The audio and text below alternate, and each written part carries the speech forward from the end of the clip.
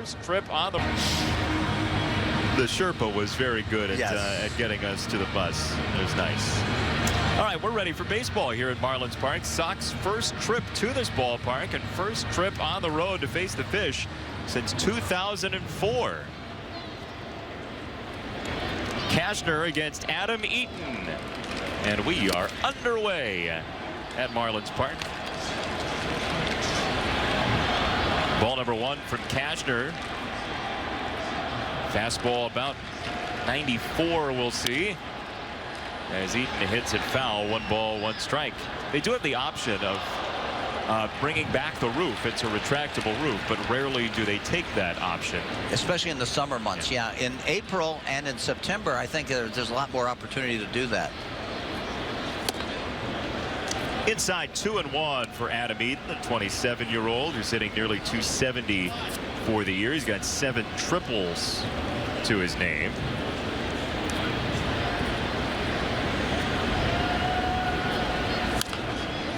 And what they're doing too, Jason, on the first batter of the game, you can see, and I imagine most teams will play defensively in the outfield this way. They're really going to bunch them in the middle and give them the lines. You see there's a whole lot of room on both the left and the right field lines.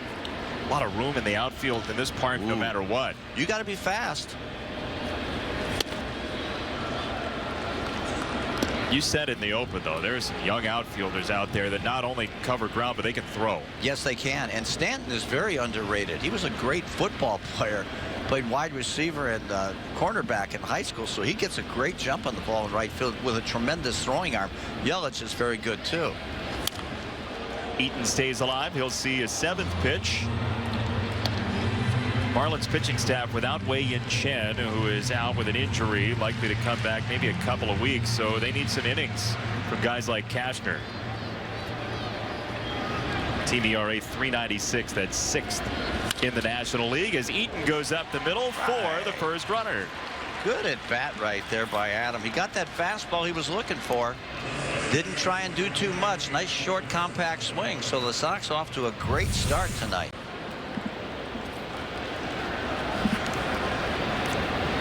Out over the plate. Look fastball away when you got 2 strikes, and good things will happen. So Eaton with his first hit and 7 at-bats against Cashner for his career.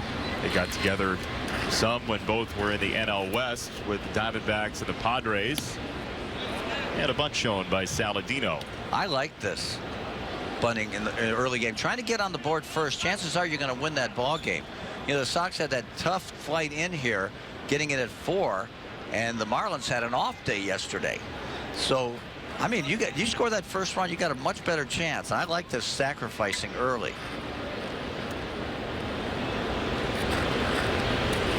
Well, tough in terms of time you arrive. I mean, there's enough food on that plane to feed an entire country of people. And I tried to eat most of it. Caught a nap, then woke up. You were basically Garfield on the plane. Sleep and eat. In the air, left center field. Saladino drives it all the way to the wall on 1 hop, and it clears the yellow line. So that saves the Marlins a run as Ozuna throws up his hands. That's a bad break right there for the Sox. You know what happened right there? By faking the bunt on the first pitch, he got that fastball that he knew was coming upstairs. That's the toughest pitch to bunt. And actually was bell tied down the middle. And Tyler, what a great swing this is. Head behind the ball and rockets it right at that 407 sign. And right there, that's a bad break. Because Adam Eaton was going to score easily from first base. And we've got a timeout. Is there something wrong? Gonna go meet at the mound. Cashner, Rojas, Echeverria, Prado, everybody's in there. Players only meeting at the mound. Okay. This is going to be a great chance as you look at Don Mattingly. What a great player he was. My God. You know, he had years with the Yankees, Jason, where you could actually compare him to like a Lou Gehrig. Yep. But his back problems accumulated later on, and he wasn't able to play the length of time that he needed to get in the Hall of Fame. But he had Hall of Fame ability. that type of Tony Gwynn type hitter. Oh, yeah. Yeah, he hit from a deep crouch, you know, and I think that maybe put a little bit of stress on. Yeah, oh, yeah, at least with more power probably, because he was a 30 home run man there for a few years. I don't know what they're talking about out there. For Melky, it'd be a good idea right here to pull the ball, get that runner in from third and over to second. One in, one over. That's the way you play the game. And he's certainly capable of doing that. He's been the most consistent hitter for the Sox this year. No doubt. Oh, they're appealing the tag. They're saying that Adam Eaton missed second base. Nothing says first inning drama like an appeal at second base. We always say that. It's the old delayed appeal. Hey, you want to try something? How about the hidden ball trick now? That might work. Yeah. Worked in Little League. Let's try it. Give it a run. Here's a look at it. Okay. Oh. What's wrong with that? Well, he only got it with 1 foot. I don't know what they were thinking. Oh, ball with a strike on Melky. Melky looking for the express and got the local. Slider in the dirt. Maybe the knees are catching up with him. He's now 32 after yesterday. Happy birthday, Melky Cabrera. Celebrate with a couple of RBIs today. Yes. And there it is. Into right field. 1 run is in and a stop sign for Saladino. 1-0 Sox in the first. Wow. How about that? You don't need to sleep to play this game. Boy, that's a rocket. That's exactly what he wanted to do. Melky in pull mode. A lot of times just get on the a little bit closer to the plate and watch it. Boy, they have short arms right there, as the Hawkaroo would say. Get that inside fastball, rip it in the right field. Nice job by the first 3 hitters in that Sox lineup. How about this start tonight? Woo! We will take all credit for it. Thank by you. the way. Well, I was leaning towards myself. Oh, but I'll give you a little bit. I'd heard that about you. Here's Abreu, who is playing in front of his son, Dariel, 5 years old, has a new visa to watch dad play and come over to the States. Dariel is here watching the game. And a beautiful, beautiful thing for Jose Abreu. Isn't that great? That baby looks just like him, too. Good take. Well, he's been swinging the bat well lately, huh, Jason? I haven't gotten the chance. There's Dariel. He's a dead ringer for dad. Oh, my goodness. He hadn't missed many meals, I'll tell you that. He was chomping on some chips earlier. Yeah. I'd sign him right now. Draft and follow. There you go. Age 5. Well, you heard from Abreu in the pregame show talking about how it's essentially a second home for him, too. Yeah. Here in Miami. There you Up go. the middle, and he drives in a run. It's 2-0 Sox. Abreu played Saladino. You know, we've seen him do this on this road trip. Actually get jammed a little bit, but he's so strong. He fights the ball through the infield or over the infield. So that's 4 straight hits for the Sox, and we're going to have a visit from former Sox pitching coach or bullpen coach Juan Nieves. Look at this right here. He just muscles us. That's not a bad pitch right there. He was looking for the double play ground ball up the middle, but fortunately for the Sox and Abreu, he hit it about 5 feet to the left of Echeverria, and he's not able to make the play. As a hitter, what are you doing when the ball gets inside on you? What are you doing to make sure that you have enough strength to get it across and through? Well, you got to be pretty strong to begin with. You got to pull your hands in and hit, as Hawk always says, with short arms. And you got to keep your head behind the ball, because your head gets out in front of you, you're dead. Great job. 4 straight hits. Frazier the batter, and he takes a strike from Cashner, who's reeling now in this first inning.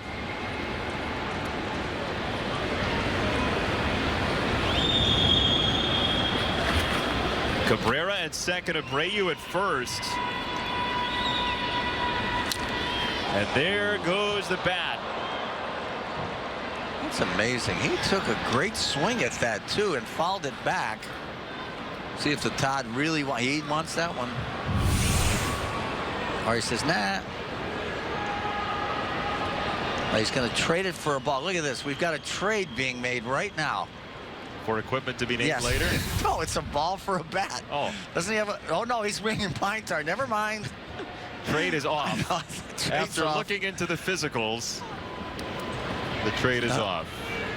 Jeez, I might have given the kid a ball. Or Well, you know what something. the problem was? The ball didn't clear waivers. It's past August 1st. Great point. Yeah. And it's only the first inning. Thank you. 2 strikes on Frazier. And there's strike 3. Cashner earns his first out. Best pitch he's thrown so far. That was a slider down and away, exactly where he wanted it on an 0-2 pitch. So a tough at bat for Todd. But there's only 1 out. So look at the slider. Yeah, he painted him on 3 pitches. Look at the location of those 3. That may be a strike anyway. Yeah. So 1 out for J.B. Shuck, who's 4 for his last 9. Those last 2 games in Kansas City he played. And he takes ball number 1.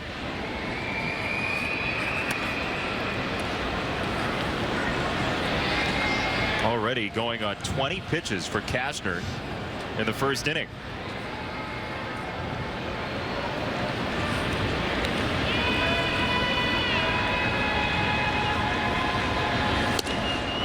Outside 2-0, and tell you about our picks to click for tonight. You can vote online as you have been able to the last month or so. Melky Cabrera to the fans, Tim Anderson to the crew. Wimpy goes J.B. Shuck, and I've got Carlos Rodon. You can take the pitcher in a National League road game.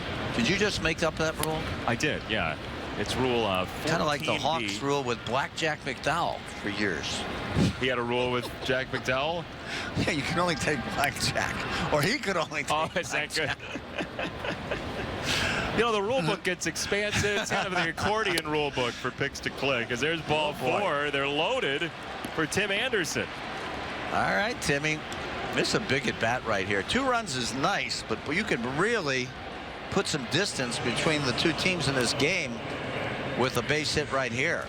Yeah, especially with the bullpen having to throw as many innings as it did last night. It gives Rodon the freedom to throw more strikes, you'd imagine. Yeah. So 23-year-old Tim Anderson. Melky at third, Abreu at second, Shuck at first. Ooh, breaking ball opens him with strike 1. Little anxious. Right there you see the base runners. Melky. I don't know if I'm going to pass the baton to that threesome in a 440 relay, but Shuck runs well. You're saying bronze might be a pipe dream? Hit one out of here. There you go. Take that same pitch he swung at last pitch. Ball and a strike on Tim. Now Timmy's got to be looking for the ball away here. Fastball away, make some contact, hit it, just hit it. And you see, there's Realmuto is fun to watch. He's an athlete behind home plate. This is one of those teams that you wish you get to see more often in the league. The talented young players everywhere around the diamond. That bullpen's already starting. Chris Garbison. Wow. Ample green wallpaper in that bullpen, by the way. Yes. Good look.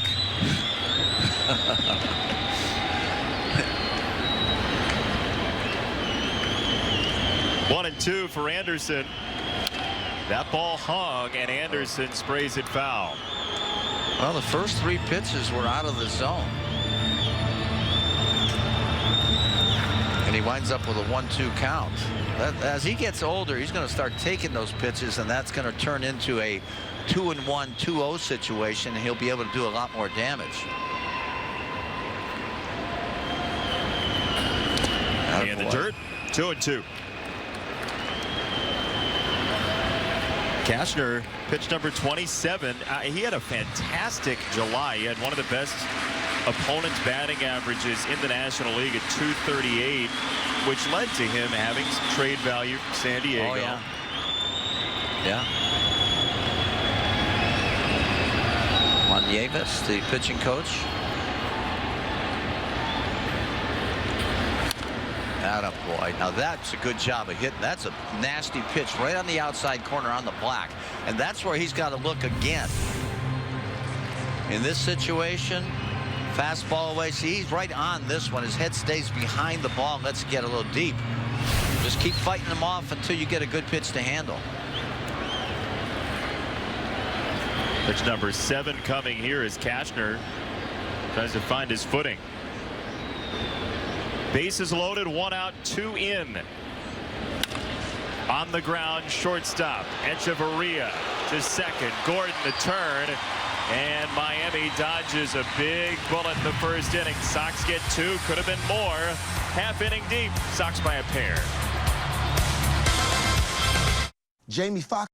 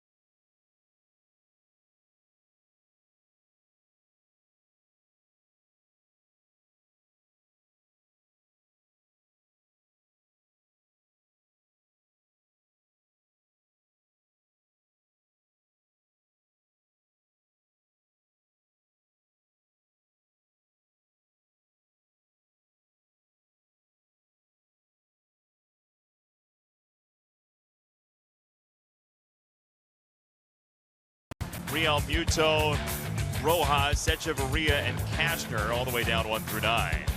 Honda City gives us the defense for the White Sox. In the outfield, it's Cabrera, Shuck, and Eaton. In the infield, Todd Frazier patrols third base. Timmy Anderson at shortstop. Tyler Saladino at second. Jose Abreu had that RBI single, is at first base. Omar Narvaez is behind the plate. And his battery mate, our Lexus pursuing perfection starting pitcher, is the Miami-born left-hander Carlos Rodon, who throws ball number 1 to D. Gordon. D back from the 80-game suspension for a banned substance, playing game number 35 for the year this year. Yeah, he's really a good player. I was shocked when the Dodgers traded him. Yeah. After a great year. On the ground and foul, first base side. I thought he'd be taking a strike right there. Not a real good 2-0 swing. And they need base runners, and I think these two guys are really critical. You got to keep Yelich and Gordon off the base path, especially Gordon. He's got 12 steals in 34 games. Yeah. And he is on. Leadoff single for D. Gordon, lefty-lefty. Well, what he did, Jason, is become a smart hitter. You know, his first 2 years with the Dodgers, they were going to get rid of him at any cost. He was trying to hit home runs. All of a sudden, this last year in LA, watch how short and compact that swing is. Chokes up on the bat now, which he didn't do. And much like Adam Eaton did in the top half of the first inning, rifles back a fastball back up the middle for a solid hit. He is on for the veteran Martin Prado, the former Atlanta Brave, on a 1-year contract with the Marlins, his final year of his deal. Good 2-hitter type. A lot of contact from Prado. Yeah. Yeah, earlier I thought that Yelich was hitting second today, but Prado is good because he can go the opposite way. That he's like a left-handed pull hitter in this situation. He can find that hole between first and second. Sox play for 2 up the middle. As Carlos Rodon makes his 19th start of the year. Spent some time on the DL after a dugout accident, slipping on the stairs. Ooh, yes, sir. 1-2 from Carlos. Well, he's trying to give Gordon a chance to run. Prado's not afraid to hit with 2 strikes. And he's hitting .321 with 50 RBIs on the season. But right now, he's on his own. Gordon is. He had 58 stolen bases last year. Ball 2 on Prado. Well, you mentioned what Don Mattingly has done for this team. There was a lack of stability in terms of the coaching staff and the manager situation with Dan Jennings coming in last year. Mattingly has really changed the fortunes of this team. I love what they've done here. Tim Wallach on the bench. Nieves. In the air left field, Melky going back, still going at the warning track, and he's there. Lordy. That's one of those moments. It's good news. This park plays big. Yeah. Boy, that ball wasn't up in the air. I thought it was up in the rafters there for a while. This is one of those just misses. That's a great 2-strike approach. See how short and quick his swing is? That's why he's a .300 hitter right there. Not all that rapid excess movement. Tough guy to strike out. That's a different type of REM sleep, right? Rapid excess movement. Yes. Yeah. By the way, we'd like to welcome all our viewers watching on ATT Uverse in the Indianapolis area. Indianapolis? Yes. I thought I'd throw that in there for the Hawkster. Watching this game, I'm sure. Get well soon, partner. I feel like I'm 12 again, by the way, with that. Oh, thanks. Well, no, that was just last year. Oh. Good. I can't remember. Remember what I told you before the game? There's a good what pitch. was that? 70 is the new 90. 2 strikes on Yelich. Feel like I'm. Never mind. And Yelich is another guy that takes a lot of pitches to try and let Gordon hit. If he has one fault for me, he takes too many strikes. 0-2. There goes Gordon. And he is in there easily off the double clutch. Stolen base number 13 for D. Gordon. Yeah, once the double clutch happened, that was a great throw by Omar Narvaez. But when you got a burner like this, who got a good jump, that slight hesitation. And the leg first pop-up slide. Whoa, it slid a little bit late there. I much prefer that than the head first. Too many guys on the disabled list. Yeah. You can do a lot of different things to yourself on the head first slide. Yes, so he knew it too, Yeah. didn't he? Immediately. Wow, he took 3 pitches right there. I don't know if he's setting him up for the next at bat. You know, you can't deny the guy. He's hitting .323 coming in, but he took 3 very hittable pitches there. You hear a lot of people talk about Yelich as a possible batting champion No down the doubt. line. No doubt. You can't play him. He's hard to defense. Hits it all over. Giancarlo Stanton, who typically just hits the ball over the fence, as Yeah. we saw in the home run derby. Tell you what, you know, I like watching that home run derby on television, but watching it down on the field in batting practice today was absolutely awesome. I mean, his balls created backspin that you couldn't believe. They were flying out of here. It looked like a 1-iron or something.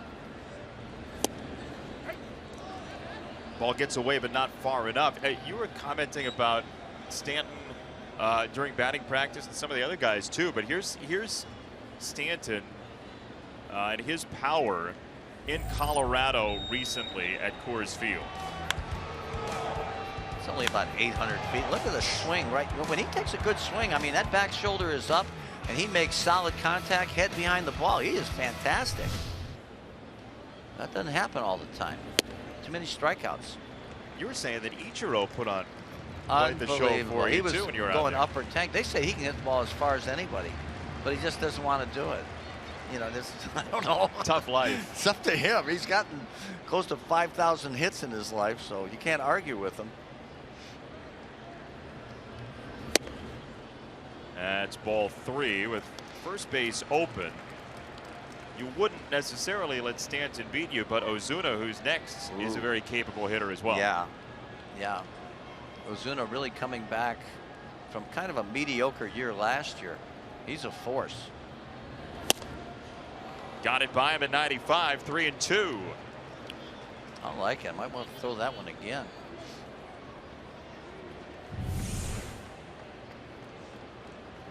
.95 right on the outside corner. See, he kind of pulled off of that one. You see his body open up just a tad early. Go there. Yep, same thing. You were going to say again, and he did it. Back-to-back strikeouts for Carlos Rodon, and he is out of the inning. Gordon stranded. Rodon beats Stanton. 2-0 Sox.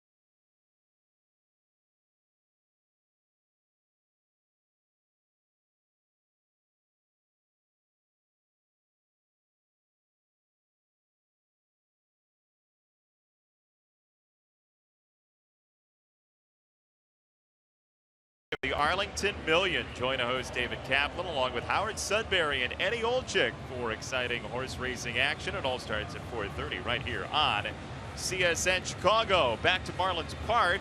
2-0 Sox. We're joined by CSN insider Dan Hayes from CSNChicago.com. You can read all of his English twirlings and stylings on the website. What do you got for us today, Mr. Hayes? Well, I know you guys already had some photos of Jose Abreu's son, Dariel, and he had a simple request for his dad today, just a home run. Oh, yeah, it's easy. Just a home run. Piece of cake. Jose Abreu had a little bit of fun with that in pregame and said, yeah, just a home run, that's it. But he's very excited to be here, which is obviously, along with Chicago, his second home. And he's thrilled beyond belief to have his son, Dariel, here. First time seeing him play with the White Sox. There's a little guy who, I mean, he really is just mini Jose Abreu. Oh, he's beautiful. He's very excited. I mean, think about everything that Jose has been through this week, let alone the last couple of years. But, you know, he flew from Chicago early Monday morning to Miami. Had a similar travel schedule to you, Jason. Flew to Kansas City early Tuesday to meet the White Sox, and then obviously the team got back here last night at 3 a.m. I think is when you guys arrived. And roughly. Was up early to see his son again today. He said he's trying to make the most of every bit of this month with his son to hang out. It's been December since they'd seen each other before this. How about that smile? I mean, that says it all. It's been that way this whole week. It's been planted. For a guy who's exhausted, you wouldn't know it. So it's a 5-year visa, right? Which from son Dariel? Absolutely, and you know, it had been 2.5 years. Jose went to Cuba in December as part of that MLB Goodwill Tour.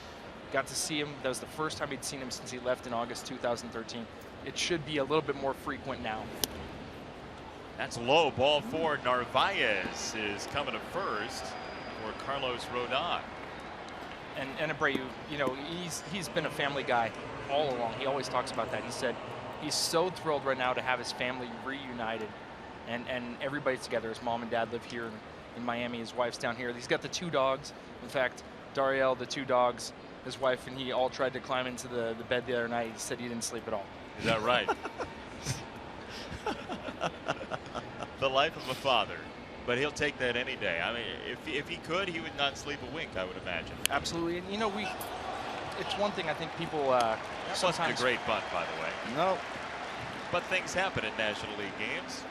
The one thing that we've tried to talk about this week a little bit with him is just the sacrifice that he's made over these 3 years to follow his dream. And obviously, you know, it's funny, you think about what it would be like if you couldn't see your child for 3 years.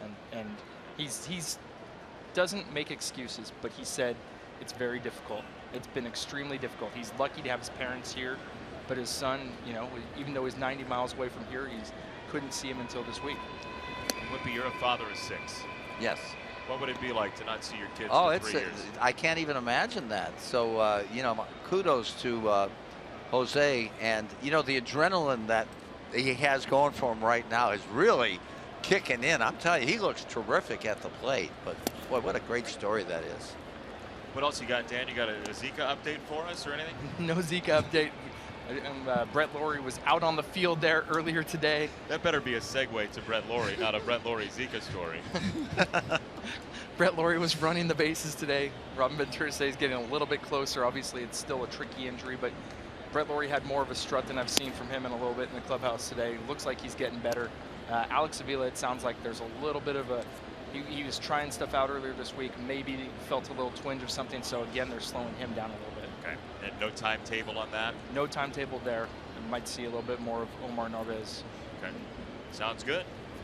2-1 for Eaton is outside. 3-1. Dan Hayes, thank you for stopping by. Thank you. Is that all you got? That's you got that's anything what else? I get. No. All right, go Do get a little yourself- play-by-play, Dan. Not for me. That's not I'll leave your it to the bag. professionals. Where are they? Where? See any? 3-1 for Eaton is Yes, grounded sir. through the right side. Nope, don't go, Omar. He didn't. See you, Dan. Thanks for Thanks, joining Dan. us. Get Go us get a couple yourself a runs Cuban. here, will you? 2 on and 1 out as Eaton is on for the second time. Always lovely to see Dan Hayes. So Isn't it? Yeah, you can follow him, I'm told, all season long on CSNChicago.com, presented by The Great Escape. Pools, patio furniture, hot tubs, and more. Escape your everyday. Shop The Great Escape. Now your nephew gets his chair back here at the booth. Okay. Nick? He's lurking around here someplace. He's probably over at that Clevelander place, which is where he should be. As ball 1 to Saladino. There he is, or it is. What goes on there? This is our first time. That is a hopping club. Isn't it so? Named after a famous place here in Miami. Gets. Yes! It does get through. Come on, baby. Base hit for Saladino. Omar on his way home to score. It's 3-0 Sox in the second inning.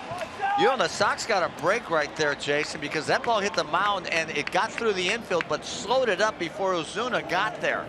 And we saw Narvaez get thrown out at home plate by Paulo Ordonez Orlando the other day. See, it's right there, it kicks up a little bit, loses a bit of speed off the top of the mound, and Ozuna doesn't have a chance to throw out Omar. So that's a big break right there. Another hit for Tyler. He's 2 for 2 with a double, a run scored, and an RBI. Sox have 3 runs. That means they have a first run as well. It's presented by eClick Lending, which has donated $100 to the Pat Tillman Foundation, supporting military veterans and their families. A tremendous cause from eClick. How about the Sox offense right now? Great. Well, as we have seen all year long against the Sox, that walk the first guy, what happens? Comes back around. Always. 105% of the time. It's amazing. Uh-oh, another appeal play. That's a second appeal to second base in 2 innings. Right. Oh, now are you going to have to? He's gonna, now he's got to step reset, off. Step off and throw. No, good. Thank you very much. Have you read the step-by-step appeal to second book recently? No, no. Don Mattingly is out to discuss it with our plate umpire and crew chief Jerry Lane. And it's Adam Eaton. I mean, Adam Going could not have stomped second base more thoroughly the first time around. Right. Well, now they're going to go look at a replay. Robin's wondering what's going on here.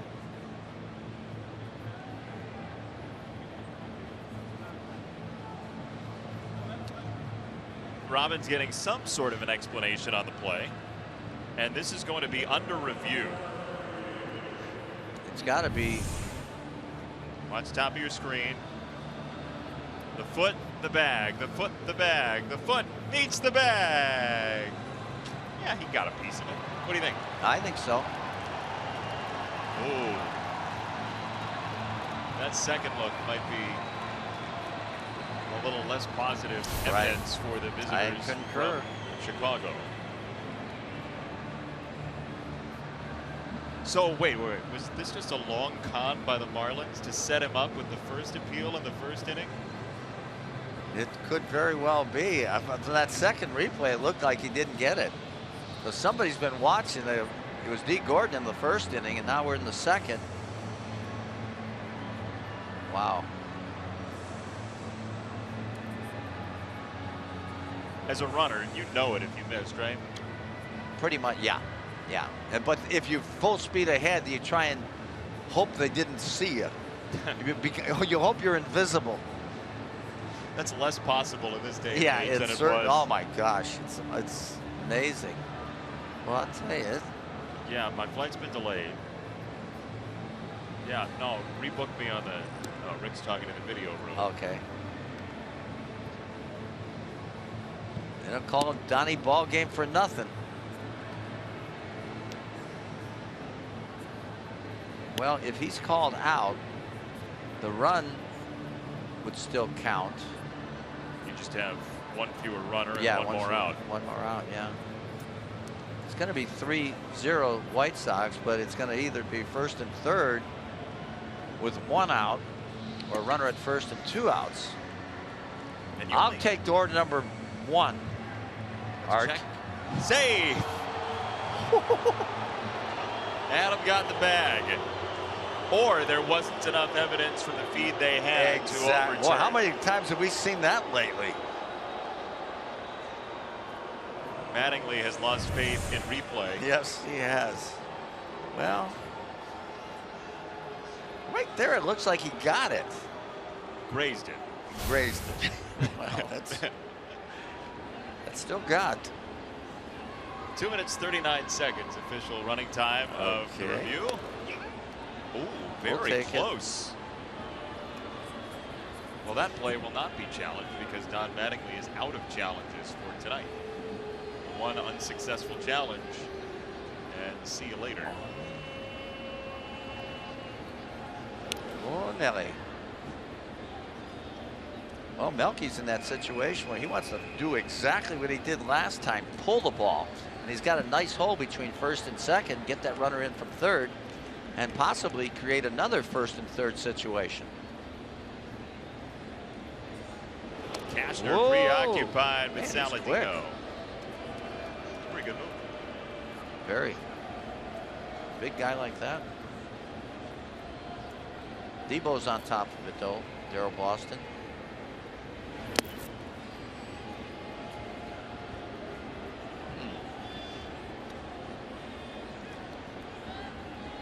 Well, the Marlins, as we showed you, they're right there in that wild card race. They're 60 and 54, up a half game on St. Louis as play started today. The Cardinals now a game back. That one's outside. Cashner has really fought his control. Yeah. Yeah. The only pitches, he's gotten for strikes really has been Sox hitters a little bit anxious swinging at breaking balls out of the zone. So Melky in the catbird seat here. Saladino takes off, and he's easily into second base. Wow.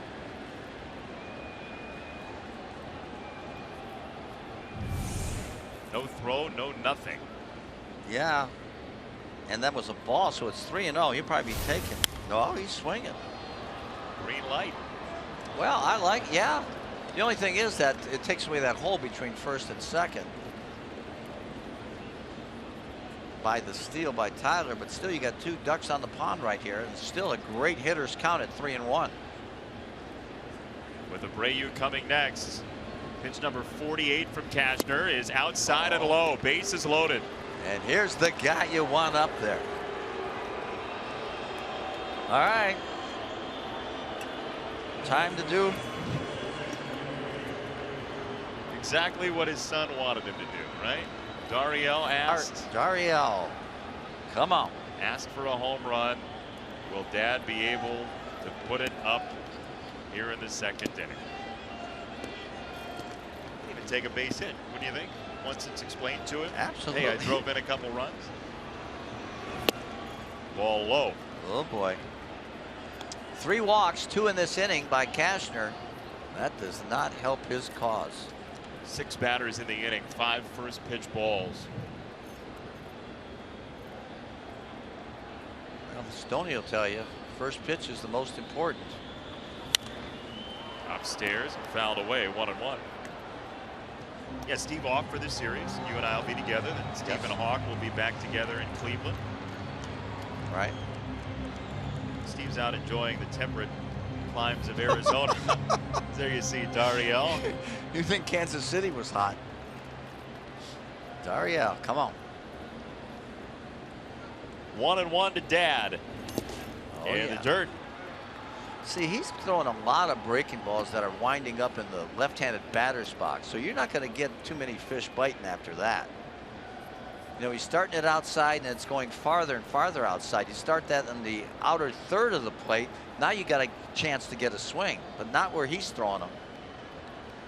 Dariel's nerves seem to be low, by the way, with Dad at the plate. He's low key. Where's the potato chips? He had a toy car that he was playing with too that looked pretty fun. 5-year-old son of Jose Abreu. I mean, they really are dad and son twins. Yeah. Yep.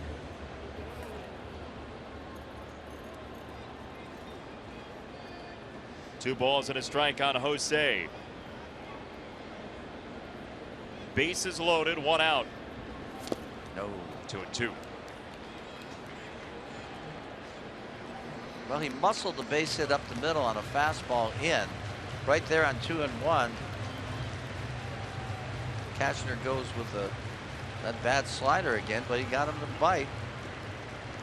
Instead of 3-1, it's 2-2. That's big.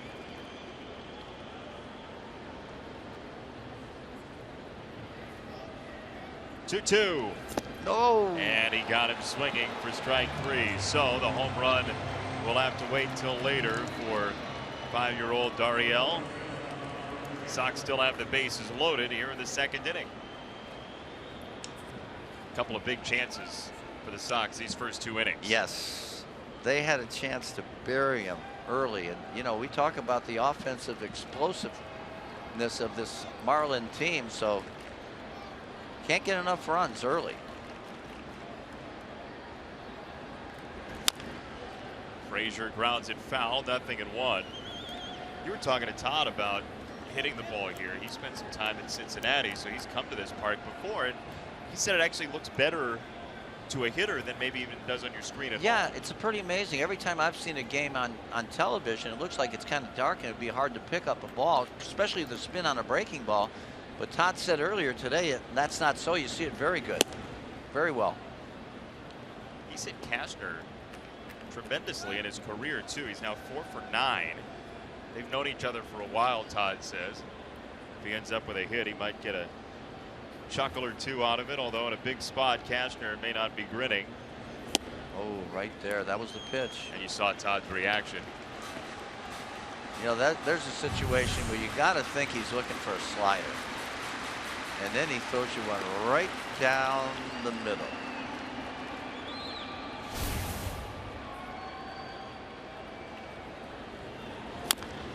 And then the slider off the foot. You know a guy so well you can overthink it, can't you? Great call. Yeah. Let's see. Back in 2010, he threw me this pitch. And, I still like fastball away and adjust. Yep. So many, you'll come out ahead a lot more than you will if you say, I'm a change up. You know, to me, it doesn't make any sense, but there's a lot of guys that do that. And even they guess on 2 strikes. 1-2.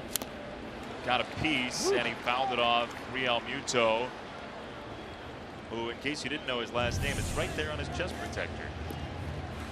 The Real Muto. He's good. He wasn't even he was a shortstop growing up in Oklahoma and has adapted to catching very well, hitting over 300, a tremendous athlete behind the plate. There he is.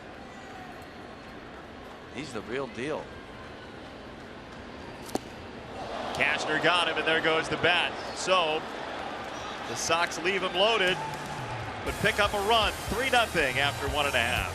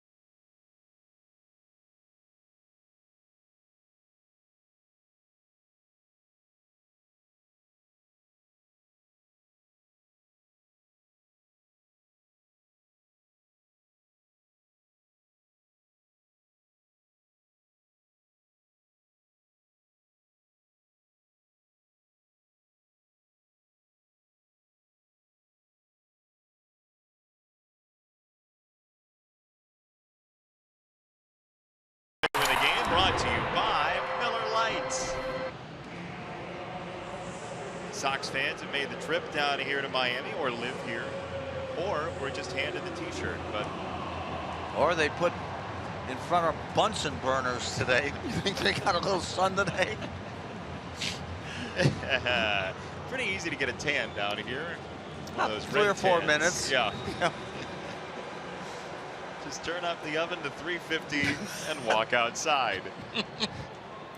Ozuna, Real Muto, and Rojas to bat for the Marlins. Here at Marlins Park, built in 2013, had a soccer match here before the first baseball game. Sox in their first trip here in over a decade.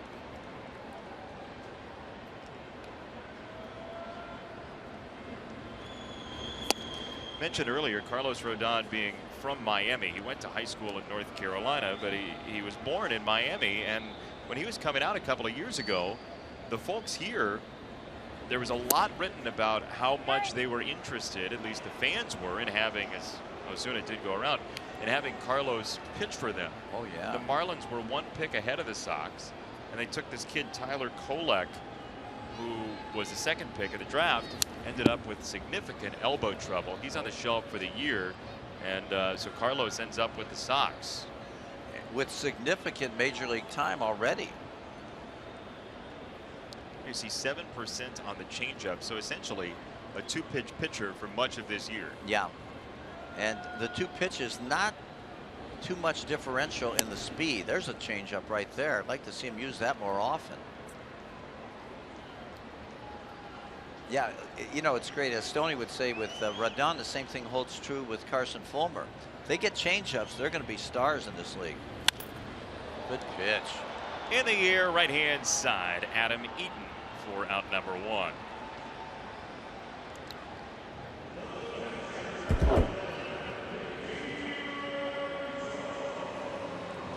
Join us as the White Sox face the Oakland A's on Saturday, August 20th at 6:10 p.m. First 20,000 fans to enter U.S. Cellular Field will receive a pair of White Sox socks. For tickets, visit whitesox.com. All right, I have a bone to pick with Get you. your socks. I have a bone to pick with you. Yes. All the way throughout the first 2 games that you did with Steve in Kansas City, I'm getting texts saying, hey, Wimpy just did Keith Jackson. That's going to be fun for you on Friday. Wimpy just did a promo as Vin Scully. Wimpy just did a promo as Lawrence Fishburne. Wimpy just did a promo as Spiro Agnew. And you just do that one as yourself. Let's not the first forget one. Lawrence Welk. Yeah. The Finger Lakes region provided you. Well, give me some Xfinity ones, and I'll really butcher them for you. So I've got to use one of my voices. That was a great Tom Paciorek impersonation you just did right there. Thank you. Yeah, fantastic. You've been working on that for a couple of years. A little bit. 2-1. Again, hitting the air right field. Adam Eaton in charge of this as well. And 2 down. 5 in a row retired by Carlos since the Gordon leadoff single. Carlos has got a good fastball. I'll tell you what, he throws that thing up. They're not getting to it. They're good fastball hitters too. And he jammed both Ozuna and Realmuto and basically got the weak fly ball to right field. You see the speeds. Fastball 93, slider 86. Yeah. I'd like to see that changeup a little bit slower than that, right around 80. Well, that has some heat on it. What does that do? Just a couple miles an hour difference to a batter's eye. Yeah, well, I think the changeup is the second best pitch in baseball. Fastball is first and foremost, of course, but you put about 10 miles an hour between your fastball, or 9 to 11, as Stoney would say, on your fastball, on your changeup, then you've got them on their front foot most of the time if your delivery is the same as your fastball delivery. 2-0 for Rojas. And he takes a strike. 252 hitter Rojas playing first. With the absence of Justin Bour, who's on the disabled list. Very talented first baseman. Strong hitter. Oh, yeah. Big guy. There he is.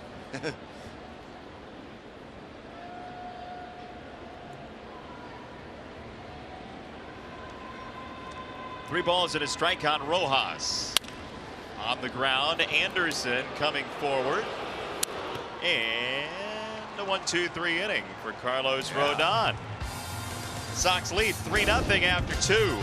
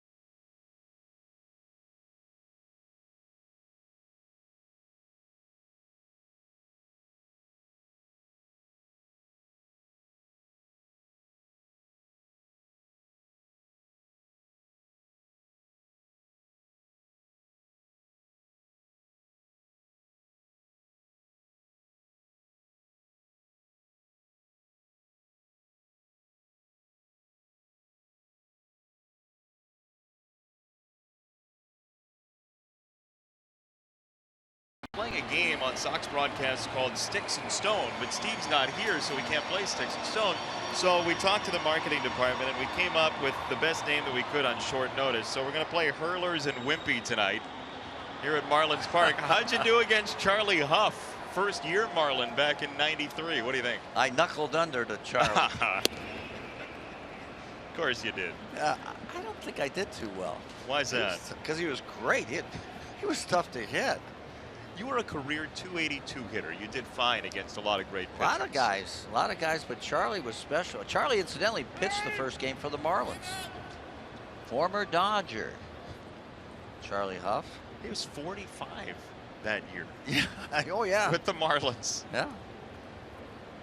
Yeah, he was listed twice in the Old Testament. I remember that. Yeah, Charlie. You can throw that pitch forever. He and Phil Niekro.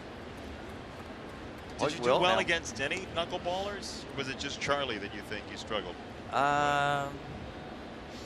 Really can't remember, but I know I stood up in front of the plate and right on top of it against those guys. I think I got a couple hits off Charlie, but not anything great. Now Harold Baines ate up Charlie. Did he? As did Jerry Dibzinski and Mark Salas, if you really want to name a threesome. But I don't think it was me.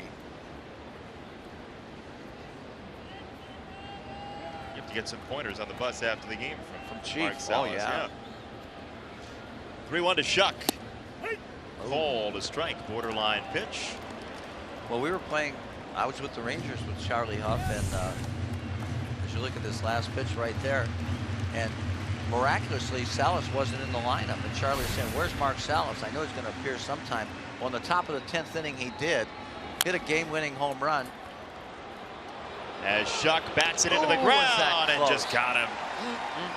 Real Muto with a nice play, scampering from behind the plate for round number 1. That's an athlete right there, very quick. A lot of guys aren't going to get there that quick, and J.B. Shuck was motoring down the line. You see it? Had everything going forward, bare hand throw, and got him. Anyway, getting back to Chief, he comes up in the top of the 10th inning. Charlie's pitching to Jim, hits a game-winning home run, walks off the field, and it was traded that night to the Yankees, and that's why he wasn't starting the game. Wow. Some guys own other guys. There's a strike to Anderson. There's a close play at first. Oh. Thought maybe a challenge might come up. Yeah. It was certainly bang bang. There's one of those bouncing sliders again. You were saying during the break, he hasn't thrown very many, Cashner, for strikes. Not any over the plate. He's gotten strikes on pitches that were bounced up there or in the other batter's box. But if the Sox hitters wait on that slider and take it in the dirt, they'll get a lot of 2-0, 3-1 situations. Up the middle for Anderson. Gordon circles around it for round number 2. Athletic play. They got some athletes here, don't they? Sure do. All right. Here's the answer on how you did against Charlie Huff. 1 for 7.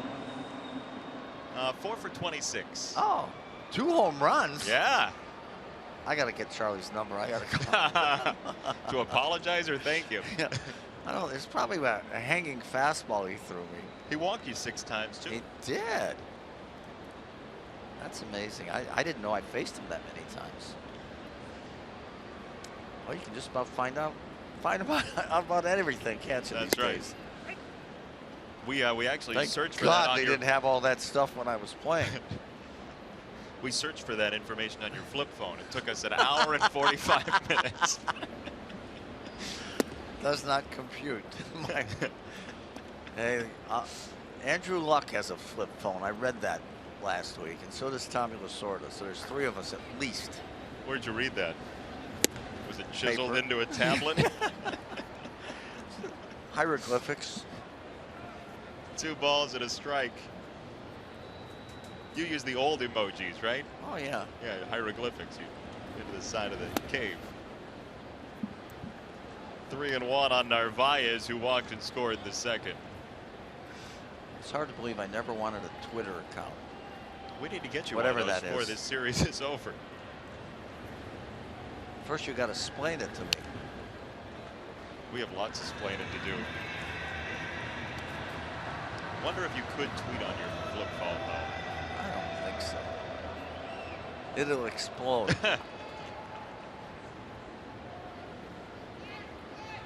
It's the unintentional mission impossible you got working there. Yeah. There's ball 4. Wow. Second walk for Omar Narvaez. 4th walk for Cashner. How about it? And another slider in the dirt. Good patience there by Omar. 2-out walk. So the good news is you get rid of Carlos Rodon. He doesn't have to lead off the next inning. Yeah. Not to. Well, I mean, he's 0 for 2 in his major league career. Right. And there's a strike. Who's the best pitcher you ever saw hit? I'll tell you, Kenny Brett was really good. Yeah. George's brother. I think he hit home runs in 5 consecutive games that he started, which is a record for pitchers. There's a lot of good ones. Rick Rhoden was excellent. Don Robinson. Of course, nowadays, I mean, Madison Bumgarner. Yeah, oh yeah, he's real good. He Strong.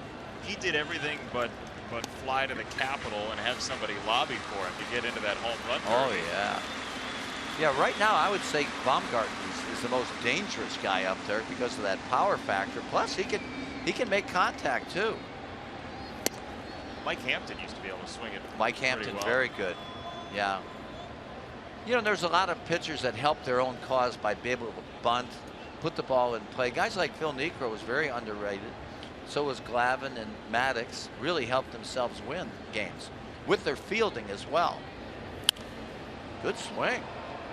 That took a good rip at 94.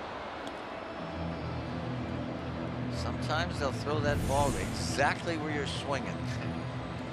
Now, he's batted before. Not recently. He wanted that. He thought he could have done some more with that. Yep. 2-2. Narvaez at first, and that's called strike 3. Carlos thinking, you give that to me when I'm back out there, I'll take it. 3-0.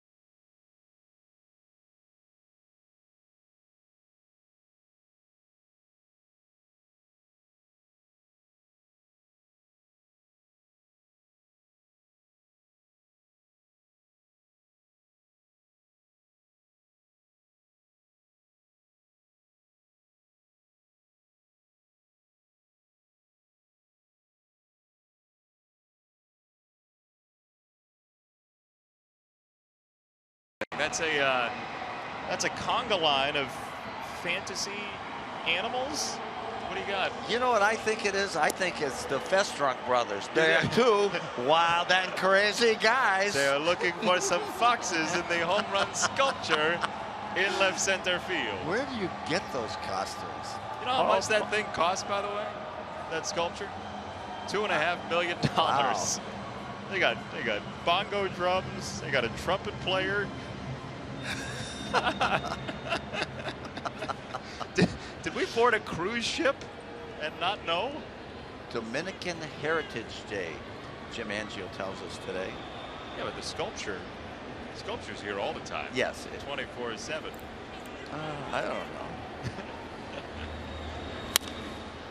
Oh, nice. One pitch. Echeverria to right field. Adam Eaton's been busy. And there's out number 1.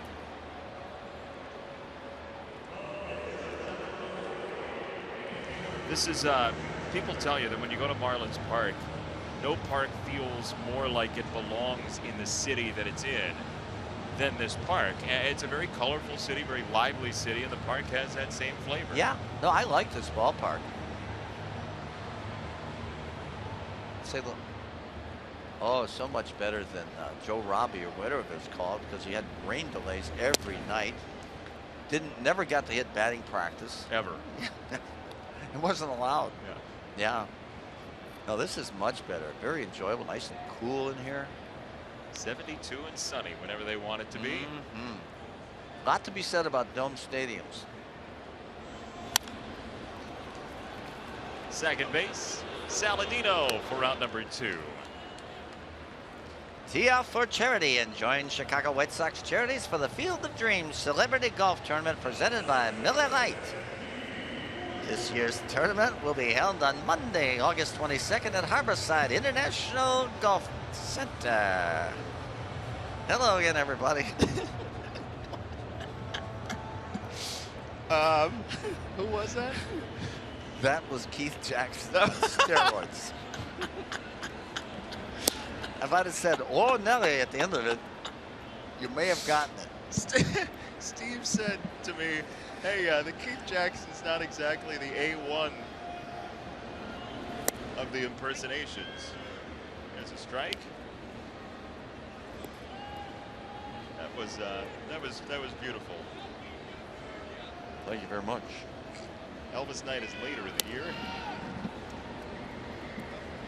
By the way, they have live fish in the ballpark as well, behind home plate. Ah, there they go. Look at them swim. 2 balls and 2 strikes on Gordon. That's the life, isn't it? The life of a fish. Until a bigger one comes along. Yeah, all things are fun and games until the big boy arrives. Ground ball to third. Frazier. That'll do it for the 3rd inning, but we have bigger fish to fry tonight. To the 4th we go here at Marlins Park. 3-0.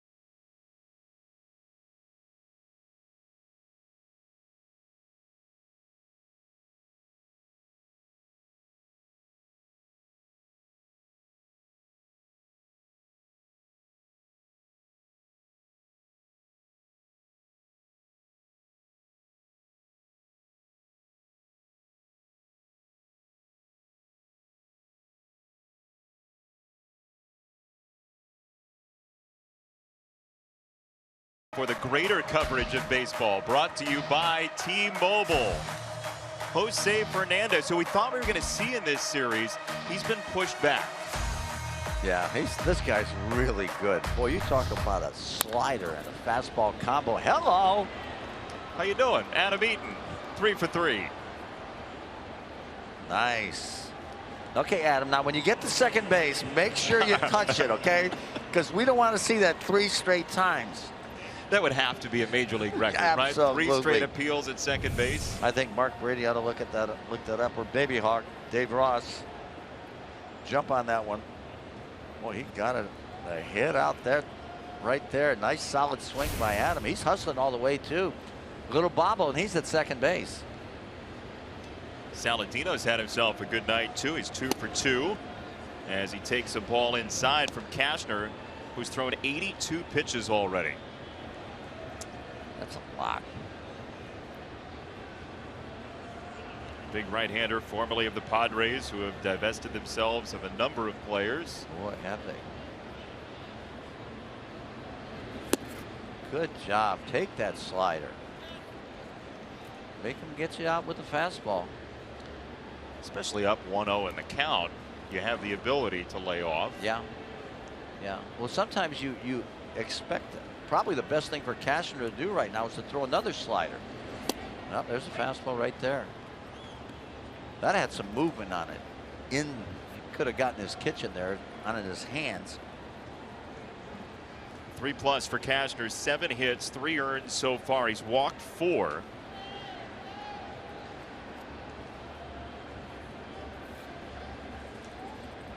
Eaton had a little bit longer of a lead. He just got back. He was taking that extra step when the throw came, and you hope Adams all right. Oh, man. Oh yeah, he was. It looked like he may have been going, and fortunately he got back to that back corner of the bag to avoid that tag from Rojas. Well, the Marlins are out of challenges as Eaton collects himself.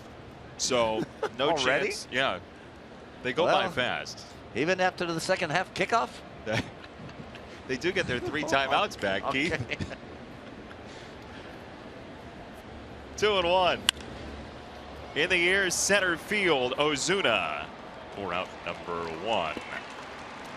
Got in just enough. Tyler now 2 for 3, 5 for 6. What the first 2 guys in the lineup are for the Sox tonight, that's pretty good.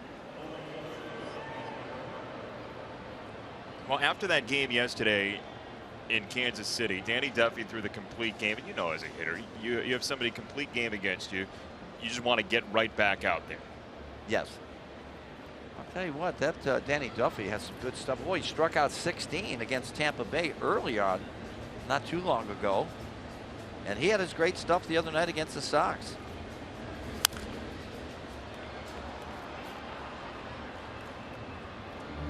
Strike 1 to Melky Cabrera. 32 years old now. Celebrated his birthday yesterday in Kansas City, his former stomping ground. They are playing him straight away and taking away the gaps, giving him the lines in the outfield. In a ballpark that anybody you talk to, it plays large, and they moved the fences in even since last year. And it's still really large. That's 392 in that right center field gap. It's tough. Yeah, this park actually is pretty similar to Kansas City, Kauffman Stadium. Yeah. The way it plays. You got to have fast outfielders out there, cut the gaps. But there's a lot of hits on this ballpark too. Explain. Oops. There's a ground ball to second. Gordon, Echeverria, double play. The Marlins have turned 2 of them to help Cashner. 3-0 after 3.5 in South Florida.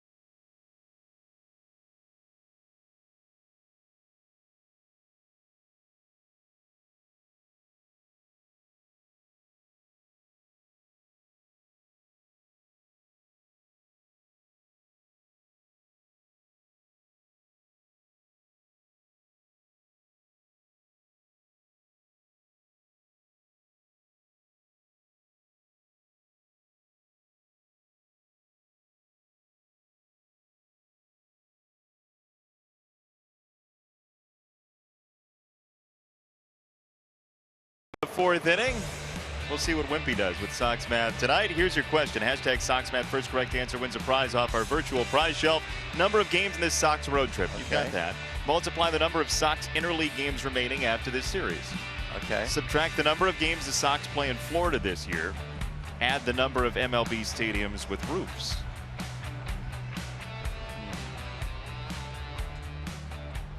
Are you adding and multiplying, or are you just in a math coma? Okay. Do I have to guess now? Well, you can, I mean, you can, but the folks at home are playing. Well, let them play. Well, you get to play too. You know, math wasn't one of my better subjects. It was one of many bad ones. I gathered that by sort of the glazed over. You know, I came home with a report card one time. I showed it to my dad. Yeah. And I had 4 F's and a D, and he told me I was concentrating too much on one subject. And that was math. 2-0 on Martin Prado from Carlos Rodon, who's been very good tonight. 2-1. Last base runner was the first base runner. That was Gordon to lead off the game for Miami. You know, he's working quickly, too. I like it. He's getting it, throwing it, and finishing off his pitches very nicely. Ooh, up the middle and through. Prado is on. Tell you what, Prado had a heck of a bat in the first inning, and you can't keep this guy down. That's why he's a 300 hitter. Up the middle, the opposite way. That's the way he makes his living. There's a fastball in the outside corner. Watch, he doesn't try and do too much with it. See, very short stride, if any stride at all. Boy, he'd be a good model, good guy to copy. Here's a good one, too. You talk about the contact that Prado's made. His last strikeout was 9 days ago. Isn't that something? Yeah. So now Yelich, who had an 8-game hit streak broken in the Marlins last game, the series ender against the Giants. And 0-1 on Yelich, who struck out in the first.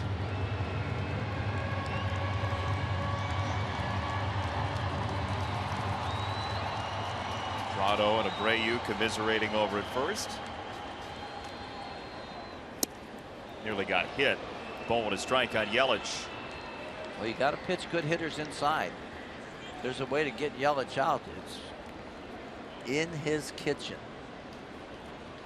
Versus lefties, he will throw the fastball 62% of the time. Slider 38. Change up in the mothballs against lefties. Pretty much. That's good fastball. How about that reaction too? Yeah, that, you know, that's how, you know, you can take that 92 or 93 and throw it out the window when you see a reaction like this. Now, this is a good hitter, and that is a bad approach. Look at, he had no chance on that, pulling the trigger on that one. That's when you know a guy's got a great fastball, when you see that kind of reaction from a good hitter. 1-2. Went fastball outside, 2-2. Slider here, you think? I don't know. After the way he's looked on the fastball, I think I'd go fastball here. Because he has not dialed it. You know, it's kind of like he's looking for the fastball with the way he approached those first 2 swings in this at bat. Looking for the slider. Fastball again, just missed, 3-2. All right, 3-2, nobody out. I would doubt that they'd send Prado here. Although Yelich is a very good contact guy. Stanton on deck, so it's not going to be easy here. Sox have led since the 3rd batter of this game. 3-2 and a check on Prado.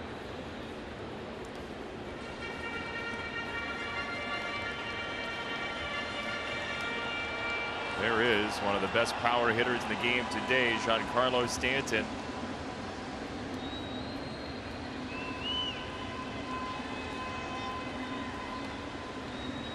Three balls, 2 strikes. Prado at first. He holds and Yelich fouls it away. That was a slider. It didn't break. He was committed to swinging at it, though. Carlos thinking it over.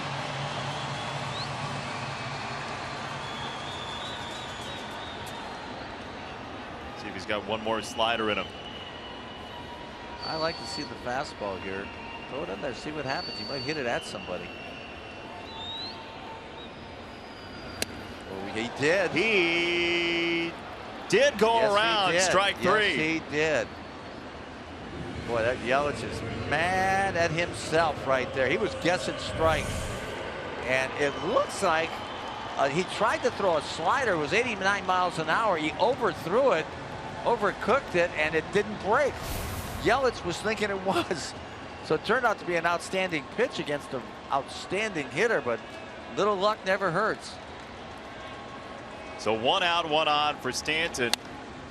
And that shot foul.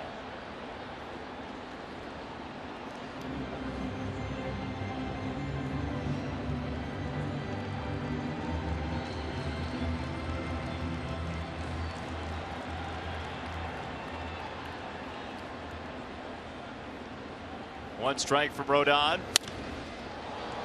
In the air, right field. Eaton had to take all of 5 steps.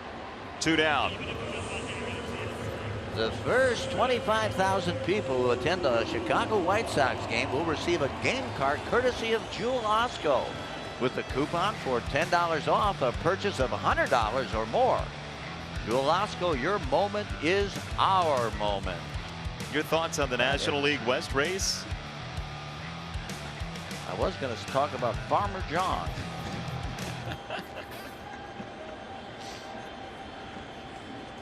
So nice to see the greatest of all time drop by the booth. Thank you. Yeah, that's great. He had to leave though. He did. Unexpectedly. Don't count on him coming back either. Well, I knew Vin had cut back his schedule Yes, on a little road bit. games, but A little bit. one read seems to be a little excessive for cost. Yeah. Prado's back in. You know, here's a guy, Ozuna, to change the subject abruptly, who I think has made big strides, and his number is much better this year because he's moved closer to the plate. And I think that's the Barry Bonds effect. How's that? He used to be way off the plate, almost out of the batter's box sideways with an open stand. There's Barry. Barry, of course, he was right on top of the plate, choked up on the bat a couple of inches, and you couldn't get a fastball by him. So I think Ozuna, and I think most of these batters are on top of the plate now because of the influence of Barry Bonds, which allows them to cover not only the inside part of the plate, but the outside as well. And they're all hitting better than they have in the past. You know, sometimes when you have somebody so exceptional as a player, it's difficult for them to convey what they know to other less experienced players. That one gets away, and Prado's up to second. Barry doesn't seem to be having that same trouble in terms of getting his message to these Marlins hitters. No question about it. Yeah, and I think Don Mattingly has a great deal to do with that, along with Wallach, Timmy Wallach. That pitch is just, that slipsies right there.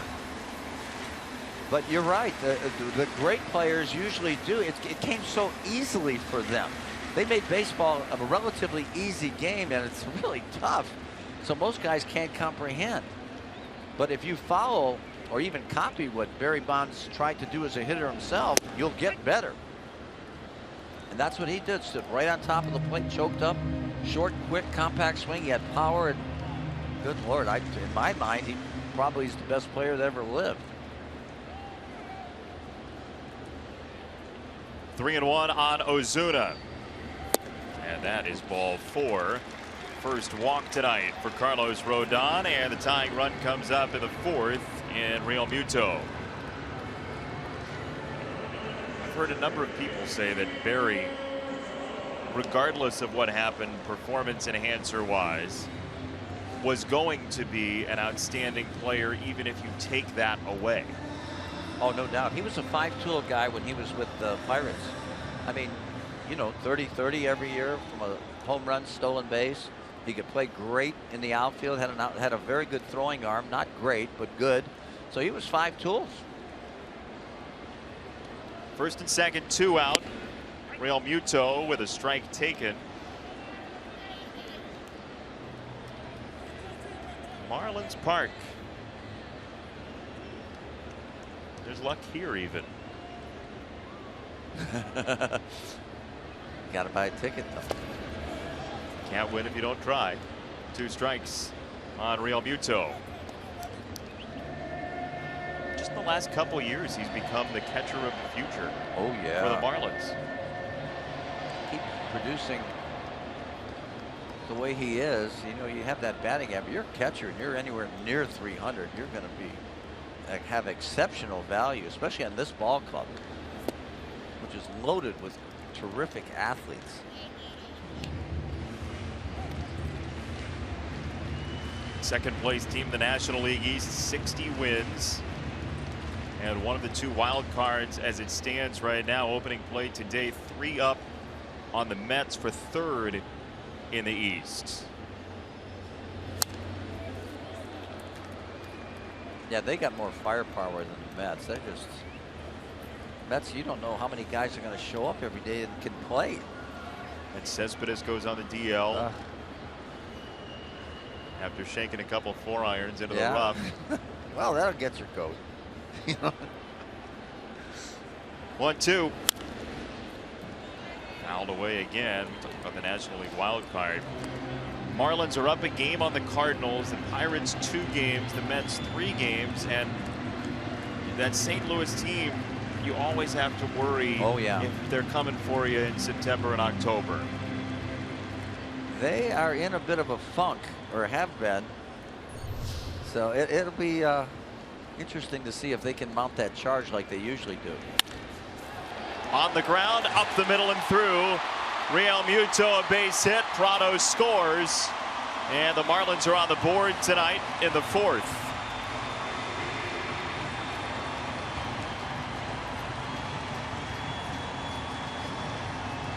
Two-strike hit for the Marlins catcher. Yeah, short, compact swing. Didn't try and do too much. Went right up the middle on the fastball away. Good looking hitter. Boy, you keep that back shoulder up like he did right there, you're going to hit a lot of line drives. Prado, excellent all-around player, good base runner.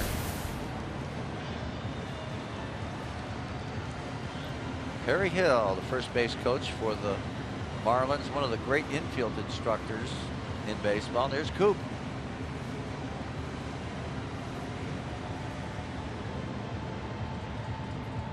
Quick message for Carlos. And there's Perry Hill. Boy, Perry's been around a long time. And one of the really well-respected infield instructors in all of baseball. Good guy too. Like we said, they've got an excellent coaching staff over there. Lenny Harris, a lot of fun over there at third base too.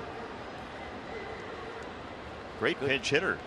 Oh yeah, Lenny Harris. Well, the Sox too have great coaches, great guys. Really love to be around them. There's Lenny. Yep. Is he the all-time leading pinch hitter? I know he's right there with Manny Mota, Smokey Burgess. Yeah, John Vanderwall was up there too, wasn't he? Vanderwall? Yeah. Who's he? From the Expos. John Vanderwall. Ripped foul. Kept that foul ball away from the fish, though. It's good to see. Thank goodness, you don't want to get filleted. Ball and a strike on Rojas. Ozuna at second, Real Muto at first.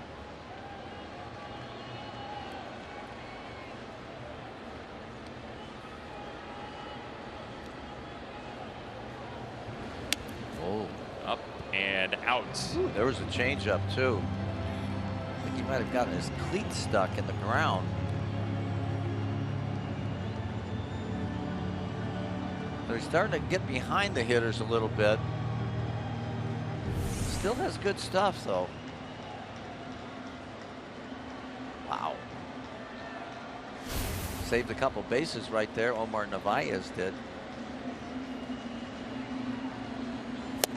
There it is. Fastball, great placement, 2-2. Be proud of it. They've been behind that fastball all game. It's Dustin McGowan, the former Toronto Blue Jay, among others, getting loose for the fish.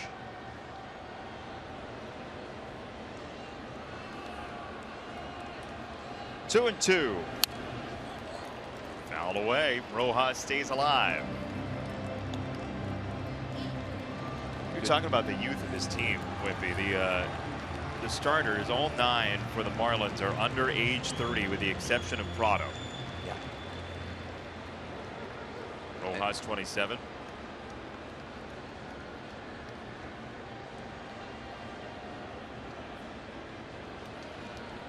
Yeah, the future's bright here. Man, this guy's battling. Another tough pitch fouled off. Whew. 30 pitches here in the 4th.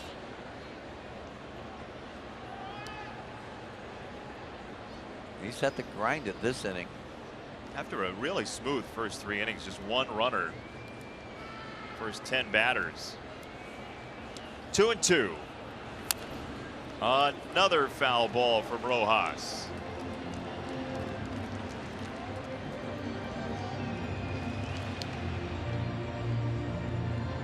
Well, he's thrown 44 strikes, 29 balls. His 73 pitches.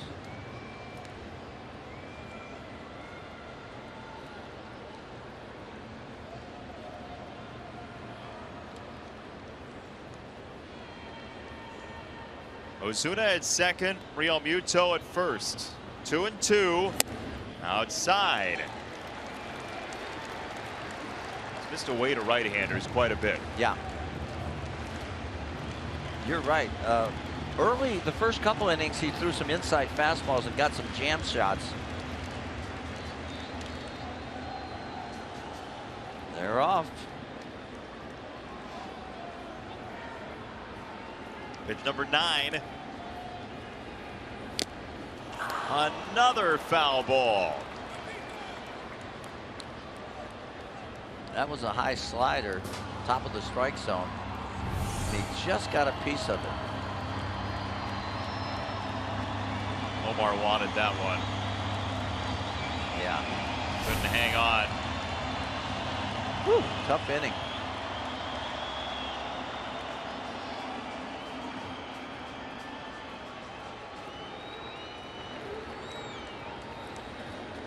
Three and 2. Right field. Foul. Wow. That would have tied the game. Oh, yeah. Another nice job of hitting there by Rojas. Boy, he's given a tough at bat here. Really protecting that outside corner. This would be a good time to come inside with that fastball. Maybe that's part of the discussion coming at the mound between Narvaez and Rodon.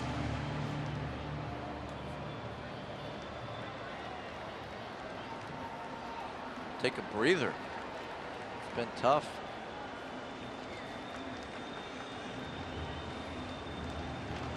Robin hoping to get a bunch of innings out of Carlos Rodon tonight after the bullpen had to eat up 7 on getaway day in Kansas City yesterday evening. Former Dodger Rojas battling to see pitch number 11 here. 2 on, 2 out. He sprays it foul. Another good pitch right on the outside corner. Foiled by Rojas.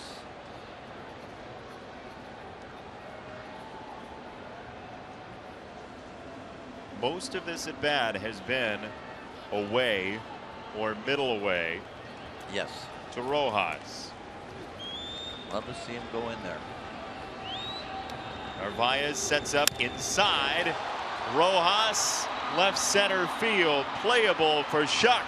Woo! Rodon wins. South Beach always celebrates no matter the result. 3-1 Sox.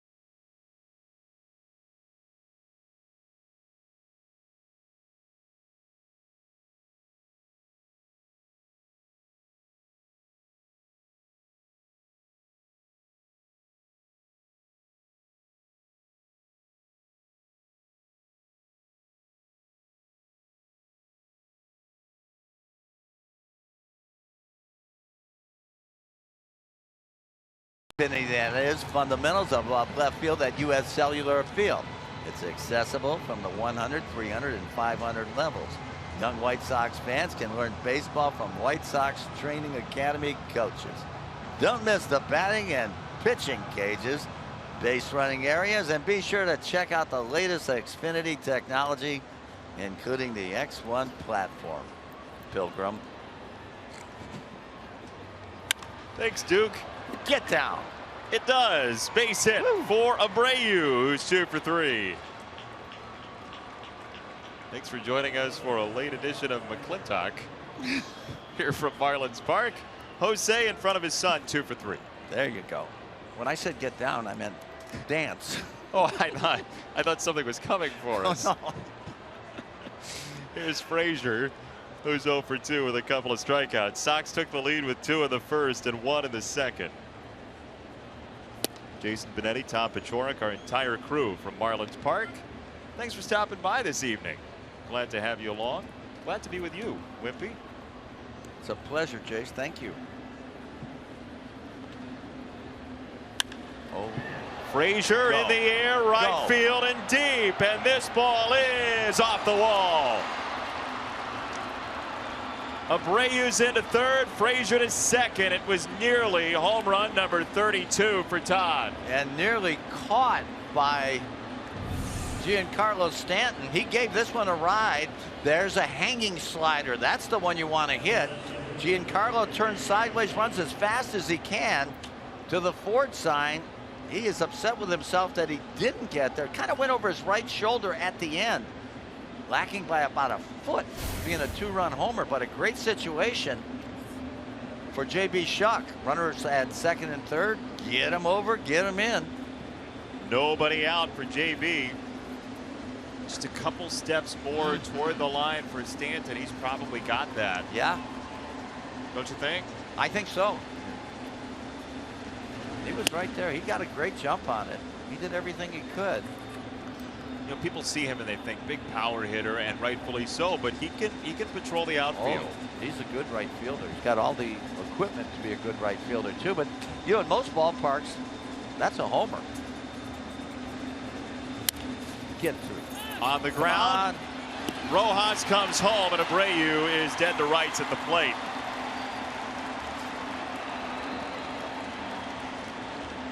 So Frazier to third. Yeah, the contact play was apparently on. Got him in his kitchen of J.B. Shuck, and Rojas did not delay. And Abreu's an easy out at home. So runner's still at third, but now a double play can get the fish out of this inning. Fish out of hot water. Oh boy, don't give him any breaks. Tim Anderson, the batter. Sox left 2 on in the first, and the bases loaded in the second. 1 more in the third, and a double play in the fourth wiped out a leadoff single. Timmy's got to get a strike, and there's a strike. Saw a lot of sliders in the dirt last couple of times up.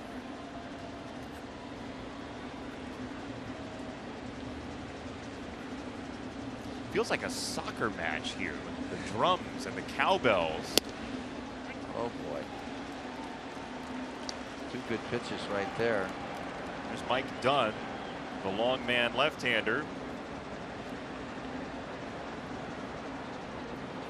This is a little bit, the atmosphere reminds me of the Dominican Republic playing winter ball. Yeah. There's always noise, people dancing on dugouts and stuff like that. A lot of fun. Anderson goes down to get it. Stanton in right has an arm. Frazier tests it. Stanton to the plate. It is not in time. Frazier gets by it. 4-1 Sox. What a cannon Stanton has. Yeah, but I didn't think Todd was even going to venture out there because of that cannon. Maybe it was a little bit deeper than I thought it was. The throw was strong, but it was a little bit up the line. See, Todd did not go early. They'll probably protest, but they can't. It's up the line. Thank goodness it was up the line. And so Shuck into second on that. Frazier scores, and an intentional walk coming for Omar Narvaez. He is the 8-hitter in front of the pitcher Rodon. And for Frazier, with his level of intensity and his competitiveness, still think he'd rather have won the home run derby against Stanton, but he will take the run on the sac fly today as a consolation for sure. Yeah. No, Todd, surprising speed. What does he have? 8 out of 10 stolen bases, so Yep. that'll tell you he can run. And he got the home in a hurry. With that intentional walk, fans, when you think mortgage in Chicago, think eClick Lending with rates at all-time lows. Don't wait. Lock in your low rate today. With eClick Lending, you never pay lending fees. Point, click, save. eClick Lending. Now, I know you have the pitcher coming up next, so you want to get out of the inning. But you do give away the chance to have the pitcher lead off in the 6th. No what do you doubt think about of that? it. Oh, well, it just depends your mindset. I think, well, you know, especially with the Marlins offense, I probably wouldn't have done it. Probably would have gone after the number 8 hitter, but, you know, that's why I'm up here, I think. Well, one of the many reasons. That's outside. 2-1 on Carlos Rodon. Yeah, well, who knows if, you know, Carlos had a tough last inning, too. How long is he going to last in this game? Cashner is at 103 after an 80 pitch first 3 innings. Carlos playing in front of family and friends. His mother's here tonight. A little more adrenaline flowing, I'm sure.